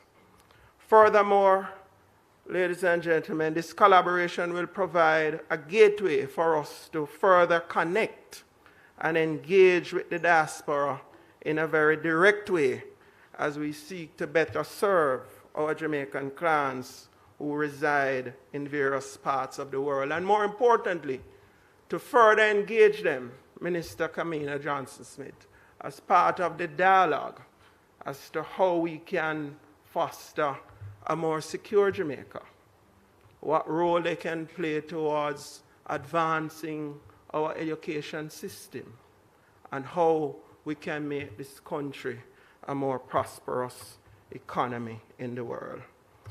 And therefore, ladies and gentlemen, I want to specially thank the organizers for inviting us to be a part of this year's conference. As a strong homegrown brand, we are deeply committed to the diaspora movement and look forward to further cementing our relationship as we unite as one for Jamaica's transformation. And so, on behalf of my colleagues at Island Car Rentals, we wish the organizers all the very best for an insightful and most successful Diaspora Conference. Thank you.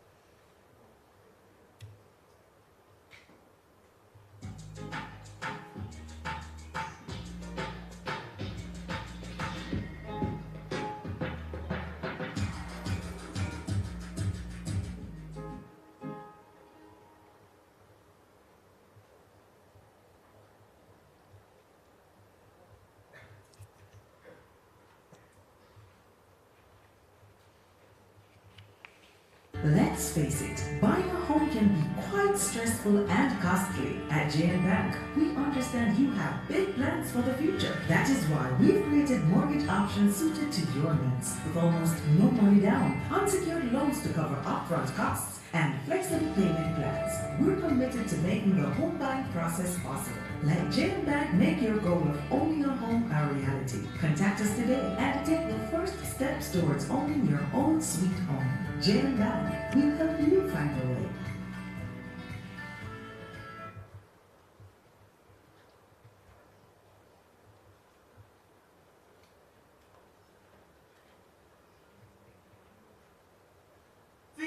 We're here for you. We are written into this land. You are written into our story. Together stronger we stand. The wind is our victory. Build a firm foundation, here to stay. Build your right away. Transform your everyday. VM Group. Transform your everyday. You know it's national.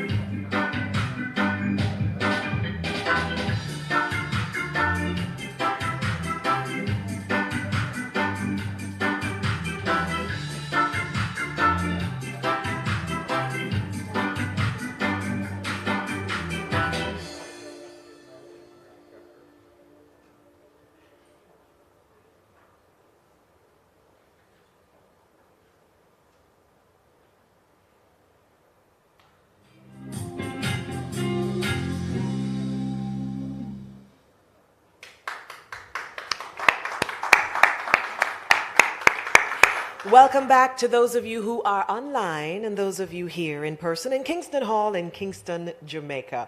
I'd like to mention that not only are we so proud and thankful to the sponsors that we've seen so far, but we also have our accommodation partner, Iberostar, that we would like to mention at this time. A round of applause for all our sponsors, please. And one of those sponsors, legacy partner really, wants to give you $2,000 if it is that you are one of the first 50 people to register for the conference. Then you will receive $2,000 in your digital wallet if you sign up, when you sign up for the GK1 app. So, can I see people reaching for their phones right away? Okay, good. Let me tell you about the app. GK1 provides convenient and mobile access to a range of GK financial services. Key features include receiving Western Union remittances, a digital wallet, of course, to store and manage your funds electronically, a companion GK1 Visa prepaid card that lets you shop online and in stores anywhere Visa is accepted, and bill payments, peer-to-peer transfers. I'm going to stop there, but know that that GK1 app is your key to many things, including this $2,000 in your digital wallet if you're one of the first 50 people to sign up for the conference. So how it works is that they'll provide you with a code when you win to sign up for the app online before the conference so you can access the cash prize. And then on site at the conference, they'll have a team to facilitate the distribution of your card, your GK1 Visa card. So be one of the first 50. I see fingers flying on the phones here, and I know that you folks online are doing the same, registering for the conference. We're moving through, and as we celebrate Jamaica in so many ways, not just the potential through the conference, but also our talent and our culture, we're going to bring one of those representations of our talent to the fore. Please help me welcome from the Jamaica Youth Chorale, Miss Sharona Forrester.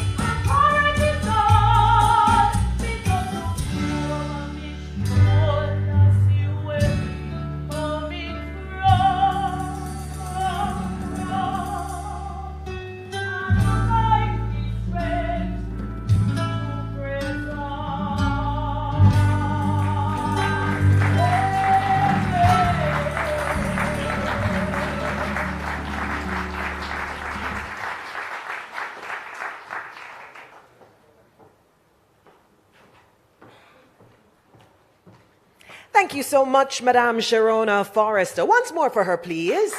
Online, you don't have to clap. You can do the raise hand, and at least when we look, we see how many hands are up. We know you're with us, and you are enjoying our time together as well. I have another giveaway.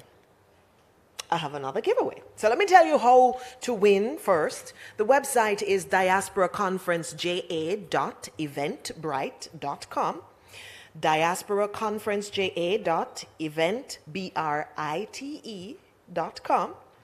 And from the VM group this time around, 50 early bird registrants will receive the Sun and Sand Luxury Beach Kit on VM.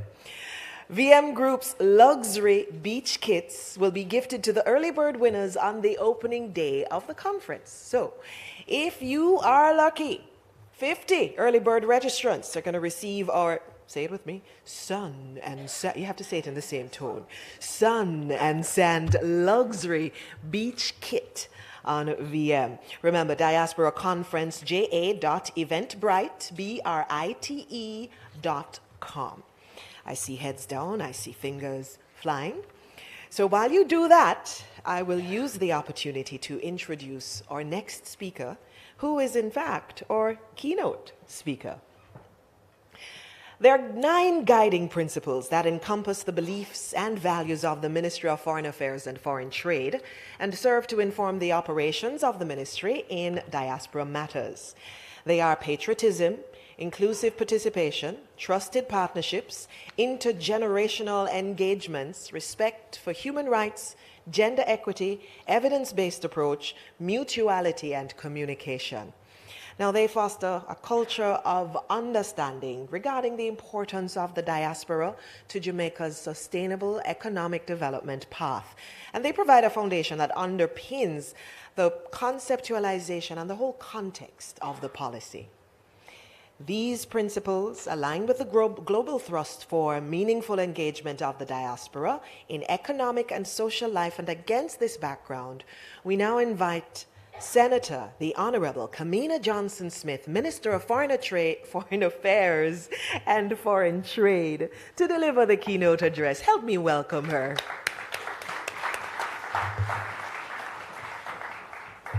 Thank you, Master of Ceremonies, and thank you for being such a fantastic moderator of today's event. It's been wonderful so far. Thank you so very much. Can we give her a round of applause, please, everyone? It's been amazing. Colleague ministers and my Minister of State, the Honorable Alanda Terlong, and indeed the entire Ministry of Foreign Affairs and Foreign Trade team represented here today, who have been working day and night together with our partners to make this a successful event and indeed towards a successful conference. Reverend Layla, thank you so very much for the blessings of your prayer this morning. I want to say how very touched I was by your phrasing, where you prayed for the flourishing of Jamaica and all her sons and daughters wherever they shall be across the world. I thought that was such a beautiful way for us to describe the diaspora, which is the very reason, the heart of why we are here. Thank you for that, sir. Conference chair, legacy partner representatives, good morning to you both. Courtney, you've been doing yeoman's effort. Thank you for all. And of course, Senator Webby and Ms. Goh, you have been fantastic partners for so long. I will speak more specifically, but I greet you well this morning. Members of the diplomatic corps, and of course, heads of our diplomatic missions overseas, heads of our consulates, our undersecretaries, senior officials, heads of ministries, departments, and agencies of the government of Jamaica, who are all represented across the piece today, and of course, our members of the diaspora. You are the reason we are here. Our Global Jamaica Diaspora Council and our Global Jamaica Diaspora Youth Council, chairs and members, I want to welcome you. Members of the business community, members of the church community, members of civil society, members of every aspect of our stakeholder community overseas, I welcome you this morning, together with our international partners and members of the media. And I say to you, because we're representing the fact that Jamaicans are located everywhere across the world, and that's why we've expanded our engagement. Saludos, ni hao, bonjour, guten tag, konnichiwa, sanibona, asante sana, and salute. That's what we're doing today. And salam. Salam, representing our Global Jamaica Diaspora Council across all continents. Wherever you are in the world, what a go on. I like conference chair's greeting. Yahati? I'm gonna adopt that for free if I can.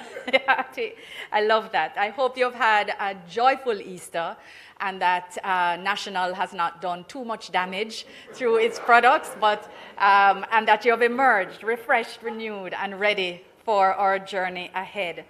It is a great pleasure for me to be here with you at this official launch of the 10th Biennial Jamaica Diaspora Conference. Let me, at this outset, of course, also convey apologies for the absence of the Most Honorable Andrew Holness, Prime Minister of Jamaica, who is unavoidably absent, but he assures me that he's very much looking forward to the conference in June. Allow me to also apologize for the absence of the Leader of the Opposition, who also assured me as at yesterday that the conference is in his calendar also for June. The conference, as you are aware, will be held 16th to the 19th at the Montego Bay Conference Center. You have heard the chairman list out 10 reasons why you should be there. There are more. I may touch on a few, but you already have 10. And included in that is, of course, the fact that we are working under a theme, United for Jamaica's Transformation, Fostering Peace, Productivity, and Youth Empowerment. And this theme is intended to affirm the importance that we place on coming together to craft our future, to focus on the pillars of transformation, and indeed to overcome the most pressing challenges of our time, not to overstate a point, but together, which is what's so critical.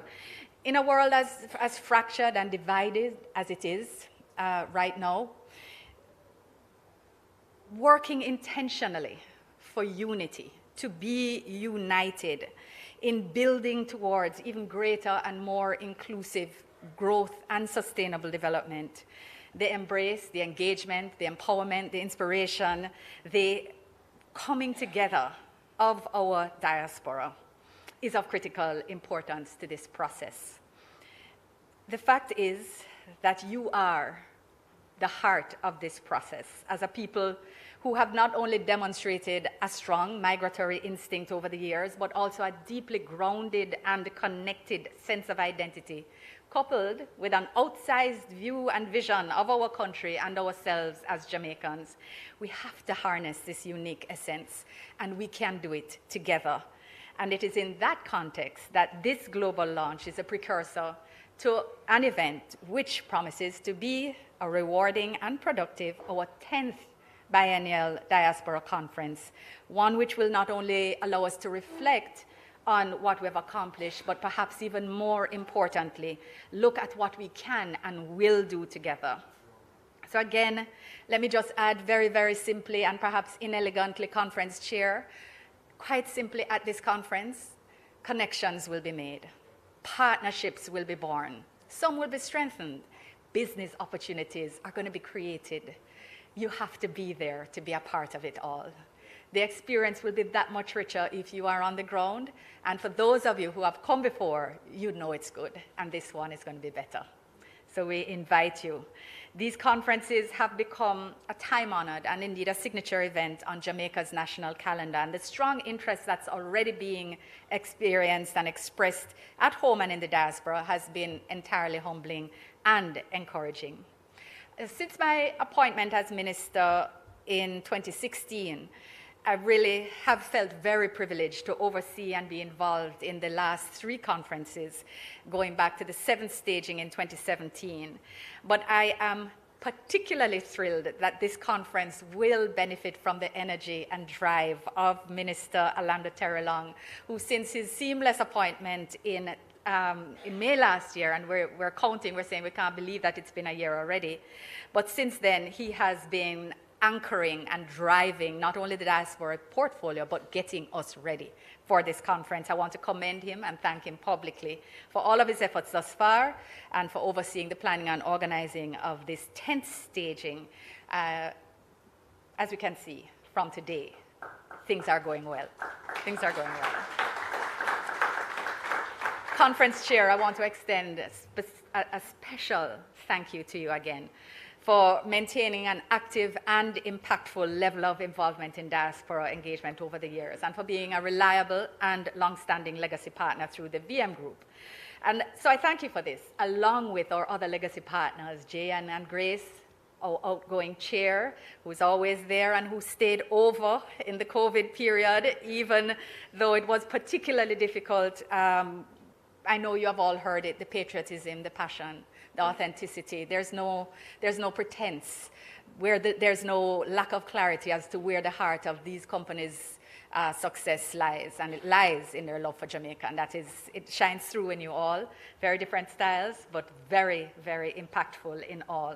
I want to say thank you again, and Chair, I want to just express my confidence in your ability to deliver a conference of the highest standard that is supportive of Jamaica's and the diaspora's collective and mutual purposes and benefits. I know that it is the example that you, our legacy partners, are setting that has encouraged our other current and potential partners who are now considering coming on board to seek deeper connection with us and with the diaspora. And I'm hearing the various years, companies celebrating different years of existence and different years of existence. I know this is a subtle marketing dance that's going on, and I love to see it. I love to see the Battle of the Banners, and we promise you a bigger stage in Montego Bay. So everybody who's thinking about coming on board, there will be space for your banner too. So please come. It's not too late. It is not too late. At this point, I want to expressly thank again and just widen my appreciation for all sponsors who have come on board, our platinums in particular, but all of you who have come on board. It's a signal of the growth of the conference, and your being on board sends another signal to the wider business community about the opportunities that exist here. So we thank you very, very much for your participation. Ladies and gentlemen, also watching online and joining us, thank you for monitoring the social media, Elon. It's very helpful feedback from the YouTube page. Glad to know that energy is high. But I want to encourage you to look around. Those who are in the room, have a look around, and those who are following online, just have a look at the comments, the variety of comments that you're seeing. And you'll get a sense of the breadth and diversity of participation in this conference. And it's not by chance, it's not by coincidence. This is a part of the planning. Inclusion and expansion have been the watchwords of diaspora engagement, and they continue so to be. When we speak about unity, it is not a philosophical or conceptual unity. We speak about really bringing everyone together for the good of Jamaica so that she may flourish together with her sons and daughters wherever they shall be. I think I am definitely writing that down. I know the brain is not as good as it once was. I think I will remember, but I won't, so I'm going to write it down because it's particularly beautiful, Reverend. But I want to say that the whole of government approach and the whole of society approach that we have been taking is articulated in the National Diaspora Policy. And many of us participating in this launch would have been a part of the consultations. I remember going around physically in every meeting. I would try and have a diaspora consultation in the margins. You have been a part of discussions and the development of this policy in different ways. MDAs contributed your perspectives. And I really do hope that you share in my sense of progress and my sense of accomplishment, that we are marking time and marking movement. In this movement, we are not standing in place, we are not a talk shop, we are engaging and growing as a diaspora movement and as a ministry that is key to engagement. And I think that I feel a particular pride having, of course, shepherded through cabinet and witnessed its tabling in both houses of parliament. But I hope each and every one who has been a part of this process, that you feel a sense of movement and growth, because it's real. Thank you. And I know you have a particular depth. You heard the clap was particularly loud over here, by the way. There are reasons for that, and you will hear more. But today the government is particularly proud to say that our country is now guided by a policy, a diaspora policy, that has given form and function to an organic and decades-old partnership. And this partnership is built into our overarching foreign policy framework, which is also, in turn, aligned with our other critical national frameworks, such as Vision 2030, our National Development Plan, and of course, the medium-term socioeconomic framework, because this is really about movement and growth and building on a platform that exists and working with a framework so that we are actually achieving and that we are moving forward and upward. And I really feel very good about the alignment, because taken together, these instruments are the government's roadmap for diaspora inclusion and involvement in the national efforts to make Jamaica the place to work, do business, raise families, not in that order, live, work, raise families, and do business. And as the Prime Minister always says, especially when he is engaging with the diaspora, and retire in paradise. Because that is the reality. We know that many of you are working to come home. Many of you are dreaming of the day you do come home. And we want to say, this conference can serve as a recognition. Come home, check out the investments, check out the properties, as conference chair suggested, drive around in Mr. Park's island car rentals, drink in your tropical rhythms, to purchase your pepper sauce and your jerk sauce before my legacy partner withdraw. And of course, using your JN card to draw the extra money you then need to go buy the national bond.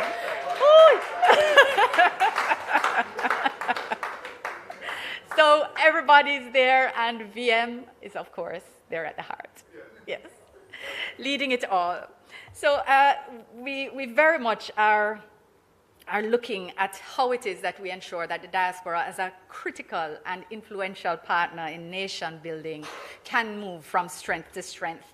We know you have continued to contribute significantly to health and education and other socioeconomic areas of development. And in this context, it's important to emphasize that while we acknowledge the significant financial contribution of our diaspora to Jamaica through remittances, for example, a prime objective of the government is actually to focus on human capacity development. And our engagement with the diaspora in this regard is for human capacity development as a good in itself and as a part of nation building. So to this end, our 30-member Global Diaspora Council, Global Jamaica Diaspora Council, which was once an 8-member Diaspora Advisory Board, which now has an election process and which spans different contents and sector representatives that focus on areas beyond health and education into security, environment and climate change, creative industries, and areas of deep belief and engagement across the diaspora. So we're growing and ensuring that the young people find what they're interested in as well, because that is a part of ensuring that we have a succession in engagement.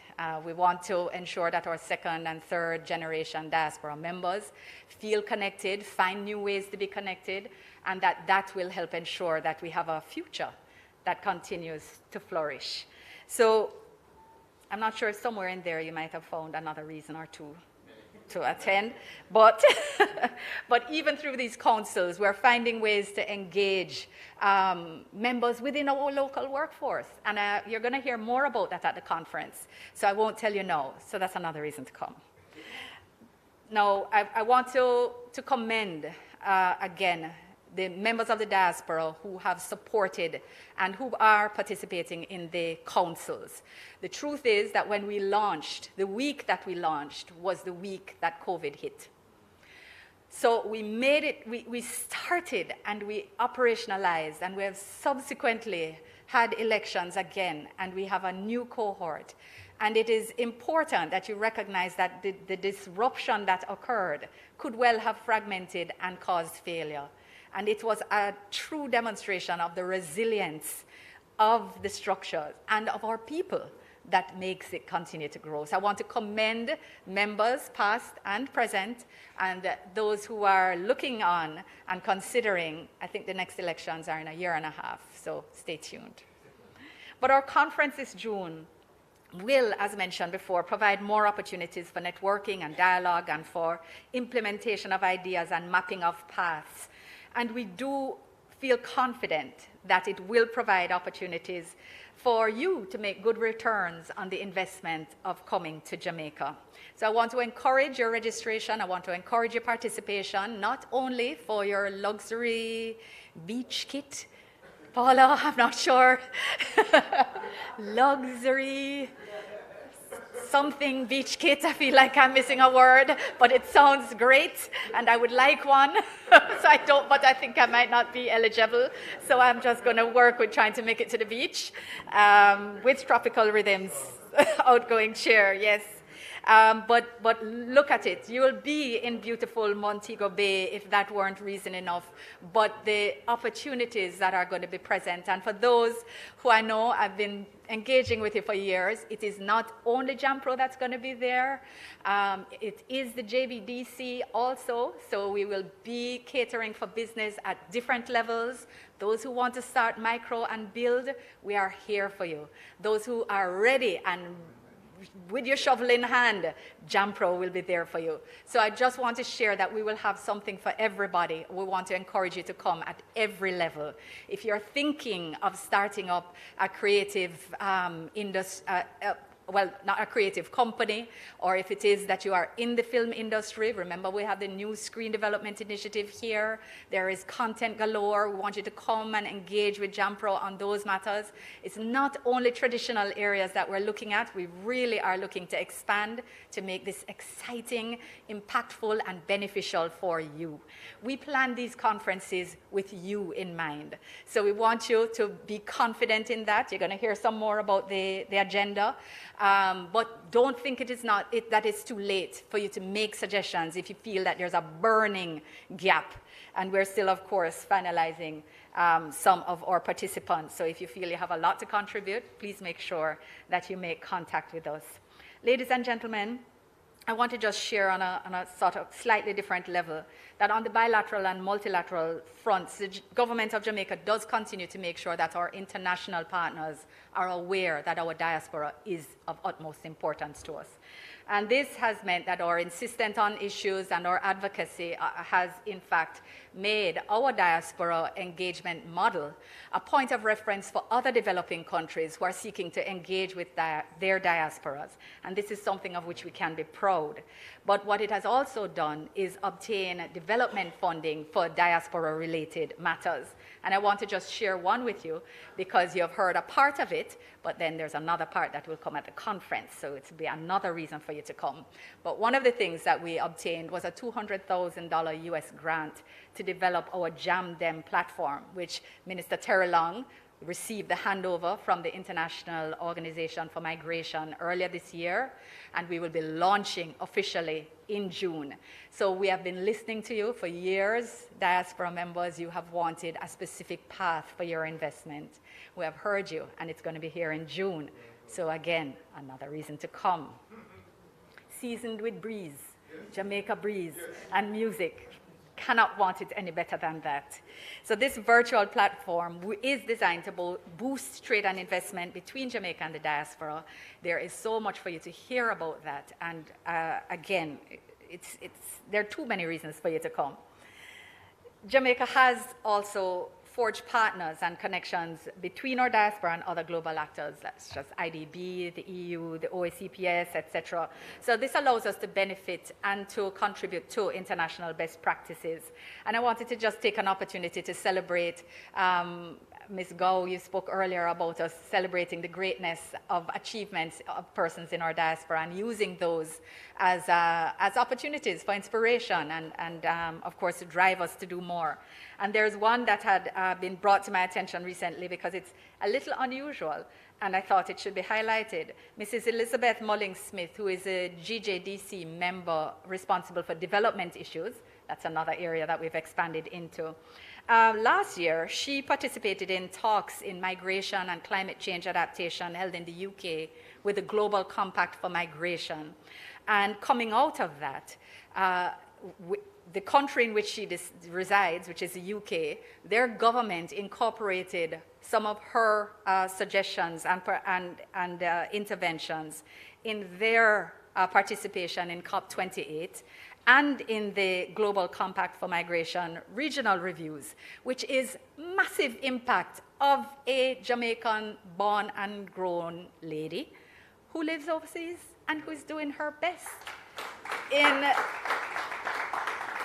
non-traditional platforms. So I know we always celebrate our athletes and we always celebrate our musicians, but we don't always celebrate people who are operating in the space of science and technology. And I thought that, this would be a great opportunity to highlight Mrs. Mulling-Smith. So congrats, I hope you're online. I know you're always engaged, even if it's late. So I hope you're here, hearing that we're giving you a big up and a big bless up. And we hope you'll be here in June.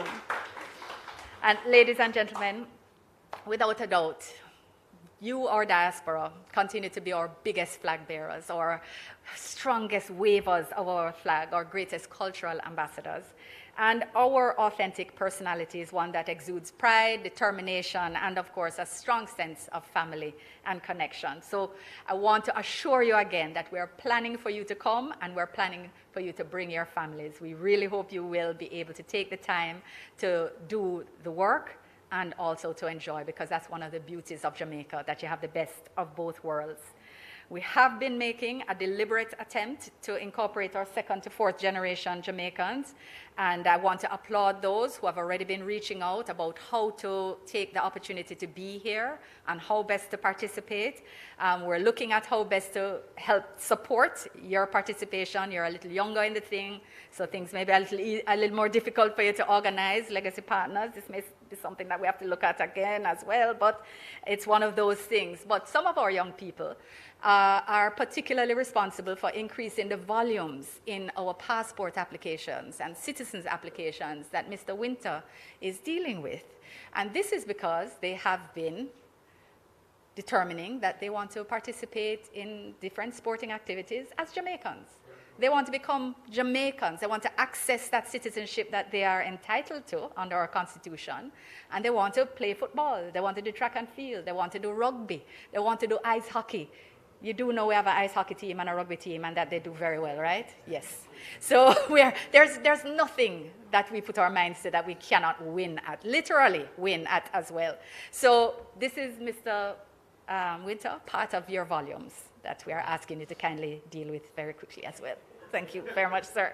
Always appreciate it. But young people will want to say how proud we are of you. And we're proud when you're wearing our colors, and we're proud when you're not, because we know that there are times in between that you also have to make a living in between the big games. But we love that you attach yourself to Jamaica, and we welcome more of you, rather, to do this. This is what it means to be united as part of our transformation. So again, ladies and gentlemen, I will not say very much more because I've given you a few more reasons in addition to the original 10, to come. But I want us to work together to make that 1,000-person target in person, 1,000-person target. The Global Jamaica Marketplace is going to be very important for you to come and get all the services that you want, and you will hear more about that. But just come, bring your talents, bring your ideas, bring your connections, bring your perspective, bring most importantly, bring your love for Jamaica. Bring that. We have a lot here, but we want you to bring more. And together, we will be united for the transformation of this beautiful Jamaica land we love. We're going to deal with peace. We're going to deal with the productivity. We're going to empower our young people, and we will become paradise. Thank you all very much.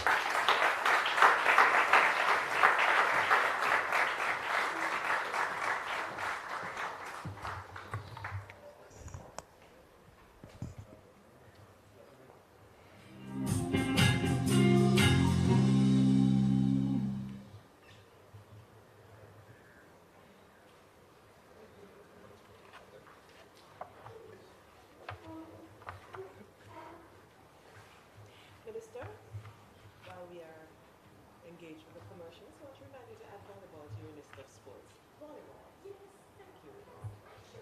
You should have.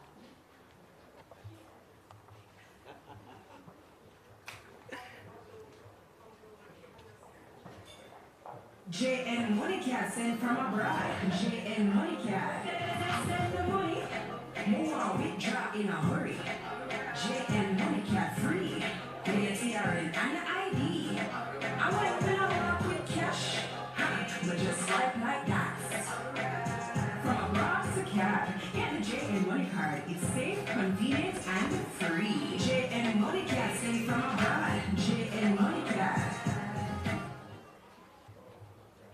We have been here, written into the landscape. VM. We are in the business of possibilities and know-how. From remittance to real estate, pension management, investment, business and corporate solutions, savings and loans. We are a strong, integrated group because you, our members, are strong. You are written in our story. And that's what makes us a mutual VM group.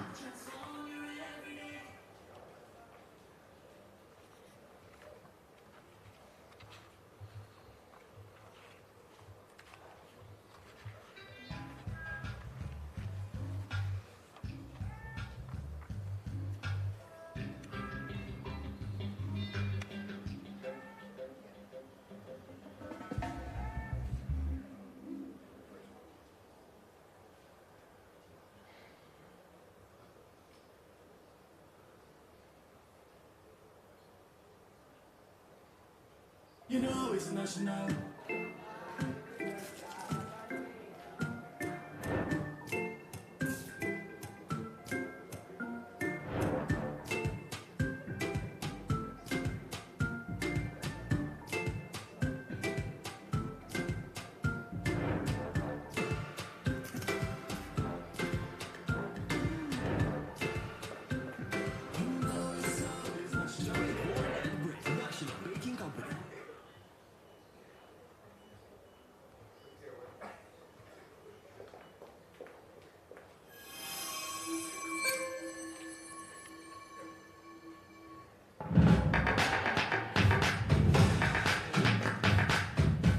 Transform your everyday.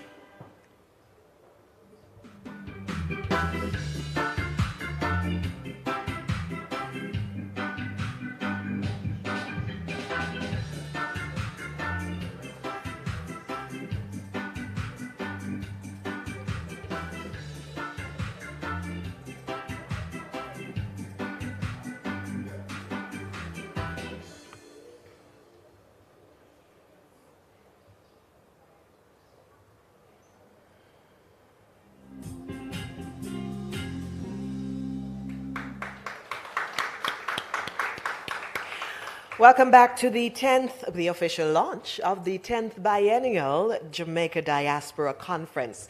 So we're refreshing your memory about the giveaways that you are eligible for. Those of you that are eligible for it. Minister, you were almost there. Sun and Sand Luxury Beach Kit. There we go. Sun and Sand Luxury Beach Kits being given away to persons who are among the early bird registrants. There are 50 of them, so get going right now with the sign up. Also, first 50 people to register for the conference will receive $2,000 in their GK1 digital wallets. So make sure you sign up for that GK1 app and register for the conference. And the website is diasporaconference.eventbrite.com. It's a lot to take in. It's so many reasons, way beyond the initial 10 and the 20 or more others added by the minister.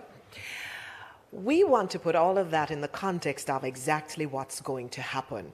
And so we're asking Dr. Kevin Brown, president of UTEC, to now bring an overview of the conference program. Help me welcome him, please.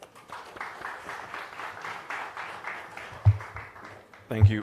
Thank you, Paula. Good afternoon, everyone. You're still with us? I know it's been a long launch event, but surely I'm hoping that you found it very informative. Many reasons. I know we have had more than 10 reasons as to why you should be part of the conference. And my job today is to give you an overview of what we'll be talking about, right? Because I'm sure you're curious to know what's in the program. What exactly will they be discussing at the conference? You'll forgive me for abbreviating my salutations, although I must acknowledge Senator the Honorable Kamina Johnson. I've had the pleasure of working with Minister Johnson for 8 years now. as part of the diaspora, and also Minister of State Alonda Terrelong, our new minister, who has been quite energized and has been getting the job done. I also acknowledge Minister Chuck. Thank you for joining. Other ministers who are here, members of the government, and my forever young chair of conference, my good friend Courtney Campbell, again someone I know very well, who is committed to the diaspora with VM Group and all the good things they do for the diaspora over the years and continue to do. Senator Webby, who has left, but also a key member of the diaspora with the JN Group. Other business owners, partners, sponsors, and distinguished guests. Now I'm one of Jamaica's newest returning residents. Only 6 months since I've been back. And I'm really happy to be back as head of the University of Technology. But I was in the UK for 23 years. And like most people who've been abroad, we all go there for how many years? We're meant to be there for what? 5, right? 5 is the magic number. We all, and so that was my plan. I went there to further my studies as an international student and thought I'd come back to Jamaica, and make a difference. And somehow 5 became 10 and 10 became 20 until, I was called home to serve. But during that time, I was very active in the diaspora. And I've seen the diaspora movement grow. And I'm so proud that we're about to have our 10th biennial conference, which means that we've been going for 20 years, first conference being in 2004. And the good thing about the diaspora conference is that it transcends government administrations. Doesn't matter who is in power, we are committed to the diaspora. And that is because the diaspora is an important fabric of Jamaica. So I want to congratulate everyone involved in this year's staging. But before I talk about the content of the conference program, I want to acknowledge Professor Ying. Professor Ying, if you could stand for me, sir. Normally, it would be Professor Ying who would be standing right here. So I'm the younger version, right? I don't know which one of us is more handsome, but I'm the younger version. And so we are seeing a changing of the guard. Someone who I have had the pleasure of being my mentor, someone who is committed to the diaspora project, and has been for many years the one leading on the conference program. But as we know, cycles change, and I'm really proud to be standing on your shoulders, sir. So can we just acknowledge Professor Ying once more? Thank you for your service, Professor Ying.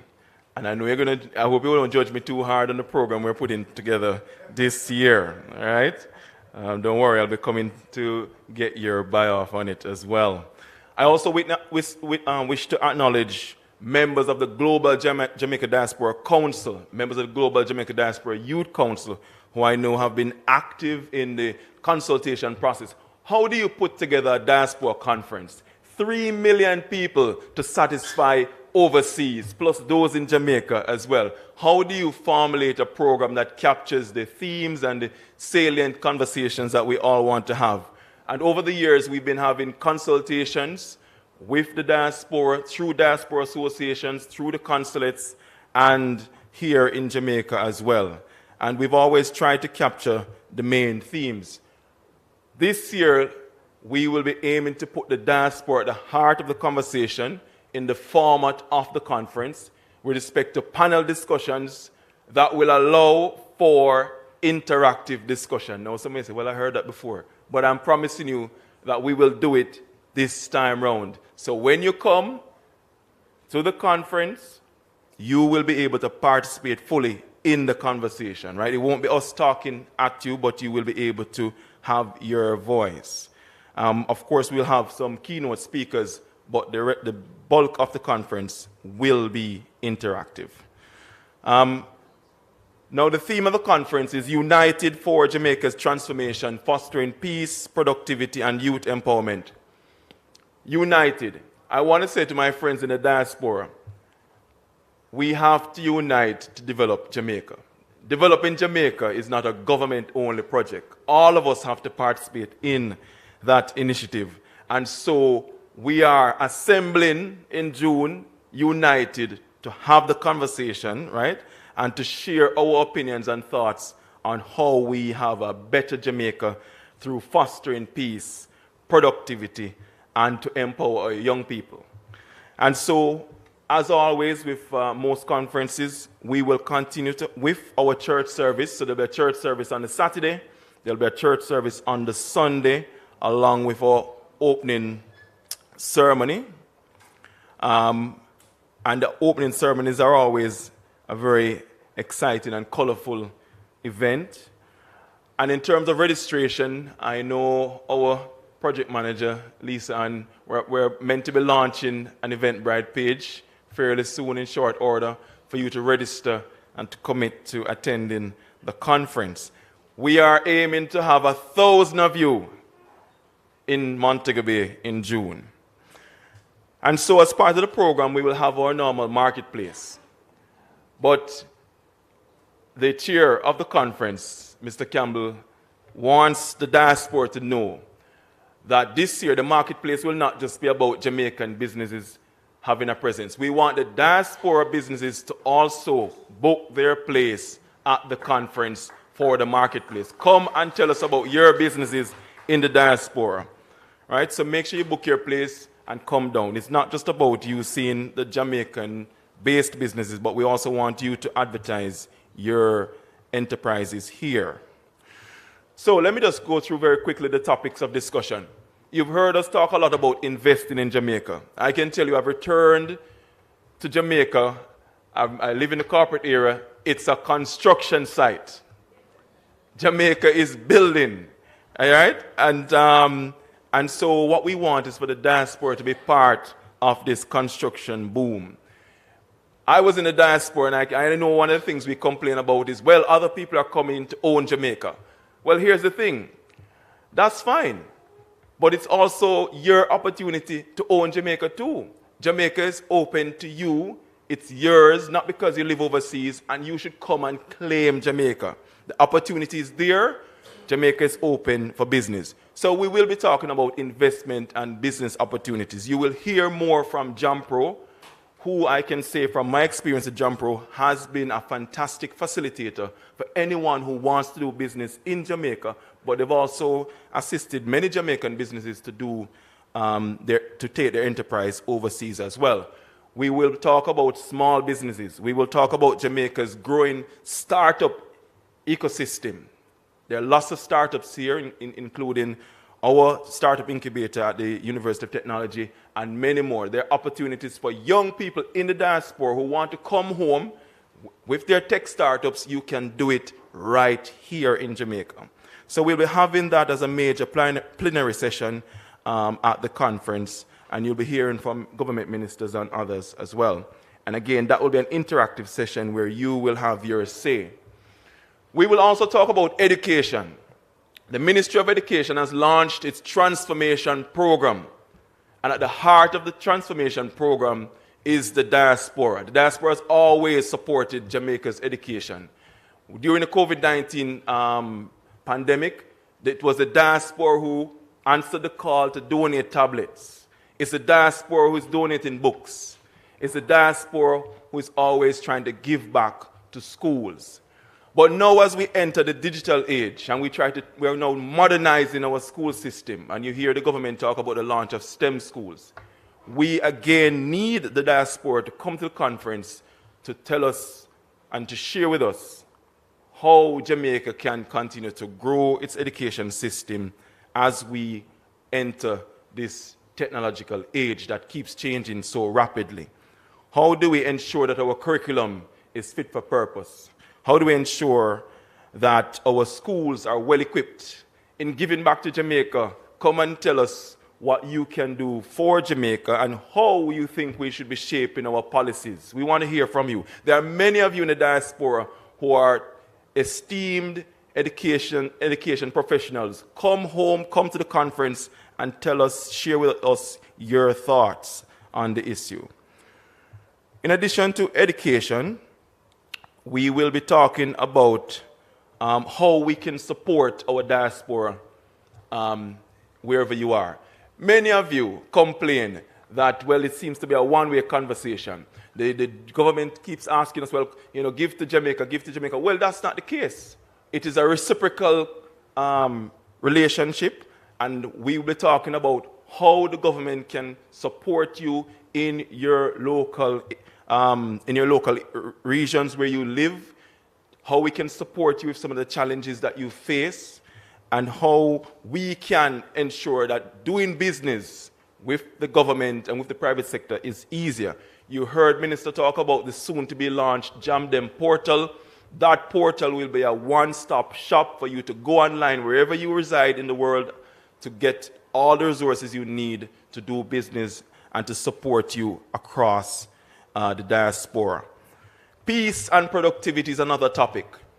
I know many Jamaicans, wherever you reside, are concerned about the issue of crime and violence in our country. And there again is an opportunity for the diaspora to play a role. We will be having a plenary session on peace and how that's linked with productivity. And we'll be looking at some of the key issues around citizens' security. There are many of you in the diaspora who are security professionals who may want to have a voice. This is your opportunity to come home again and participate in the conversation. We'll be having members of the security forces here, as well as people who are doing very innovative approaches to peace development in Jamaica. Not just about policing, but also how do you go in there and capture the hearts and minds of young people who are not in work. And I know that our government is looking at bolstering our TVET, our technical and vocational education training, so that we can capture more young people and get them into school free of cost through the HEART program. But we want to have that conversation with our diaspora as well, and to ensure that we hear your opinions on the matter. And ladies and gentlemen, as I wrap up on the program, we cannot leave out our young people. There's one thing I have observed with the diaspora. My grandfather went to the UK in 1951, tried his hand at first in America, cutting cane. So this farm working thing go way back.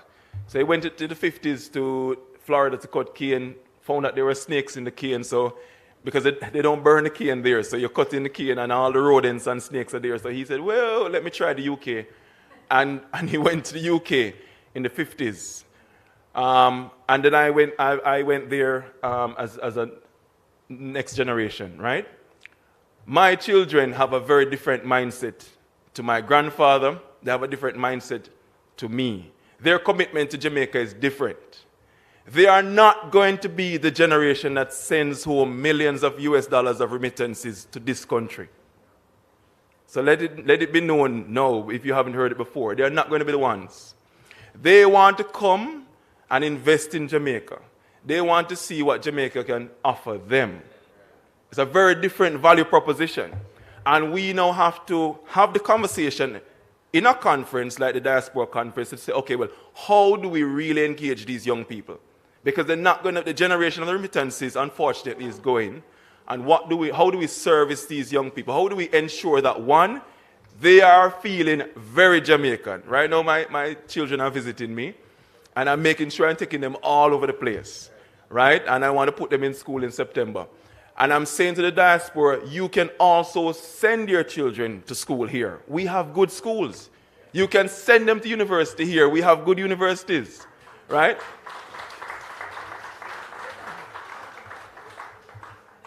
In fact, I don't want to overextend my time, but Minister mentioned Mrs. Elizabeth Smith, Mullins-Smith. Mrs. Elizabeth Mullins-Smith resides in the UK. She sent her daughter to do medicine at the University of the West Indies. Her daughter completed her studies, is a doctor working in the UK, right? So I just want to show you that let us break the stereotype of what is Jamaica. Let us break that stereotype And let us, as a diaspora, fully engage, fully, not just buying a house or retiring, fully engage with all that Jamaica has to offer. And so we want to talk about how we're going to capture the hearts and minds of our young people. And of course, that conversation will be led by the young people. We will talk about healthcare and how you can support our health services. And I'm just going to quickly wrap up by saying that, ladies and gentlemen, this conference is a conference that acknowledges that we are in a technological age, and we will certainly try to ensure that you can reach us on social media, you can interact with us and the plenary sessions live online, and we will be ensuring that, if nothing else, you leave the conference feeling like you've had an amazing experience, where you've had the opportunity to fully ventilate on all the matters.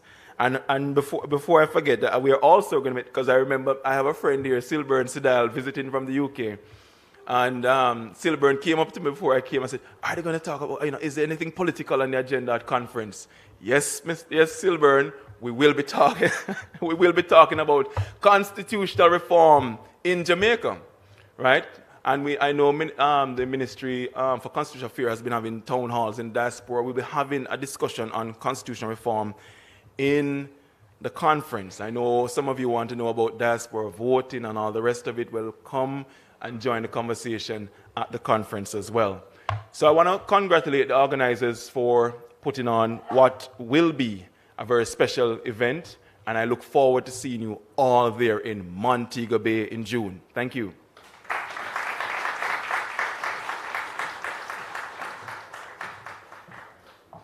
Thank you, Dr. Brown, for that comprehensive coverage of what you can expect at the conference. Ladies and gentlemen, we have arrived at the closing part, the wrap-up of our time together this morning.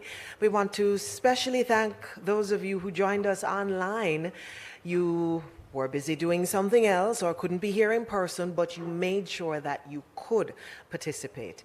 And we would love to reiterate our pleasure at having those of you here in the Kingdom Hall with us in person. We want to make mention again of our sponsors with this milestone JDC 10. We have our legacy partners, Grace Kennedy Group, VM Group, JN Group, our platinum partners, Continental National Bakery, Digicel, Island Car Rental, Jamaica Tourist Board, our gold sponsor, Pinnacle Developments, our bronze sponsor, JMMB, our official media partner, RJR, Gleaner Group, our diaspora investment facilitation partners, JAMPRO, the Jamaica Stock Exchange, Jamaica Business Development Corporation, our venue partner, the Montego Bay Conference Center, our accommodation partners, Iberia Star and H10 Hotels, Ocean Eden Bay and Ocean Coral View. I was told to tell you, you can start booking at Ocean Coral View. They're ready for you. And our conference endorsement partner, Jamaica Umbrella Group of Churches. To all our JDC 10 sponsors, we say a humongous. Script says big, but I prefer humongous. Thank you, thank you, thank you. A round of applause for them, please.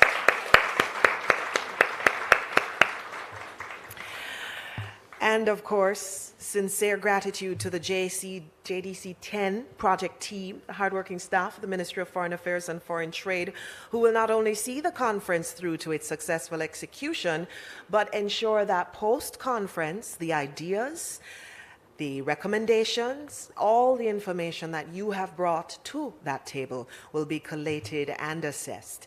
And this will be instrumental in crafting a pathway for future engagement and purposeful action. So, ladies and gentlemen, thank you so much. We reiterate as we close that this is all for our beautiful island, Jamaica. Jamaica, land of beauty. We promise faithfully to serve thee with our talents and bring our gifts to thee. Bring your gifts to the Montego Bay Conference Center, June 16 to 19, for the 10th Biennial Jamaica Diaspora Conference. Have a lovely day.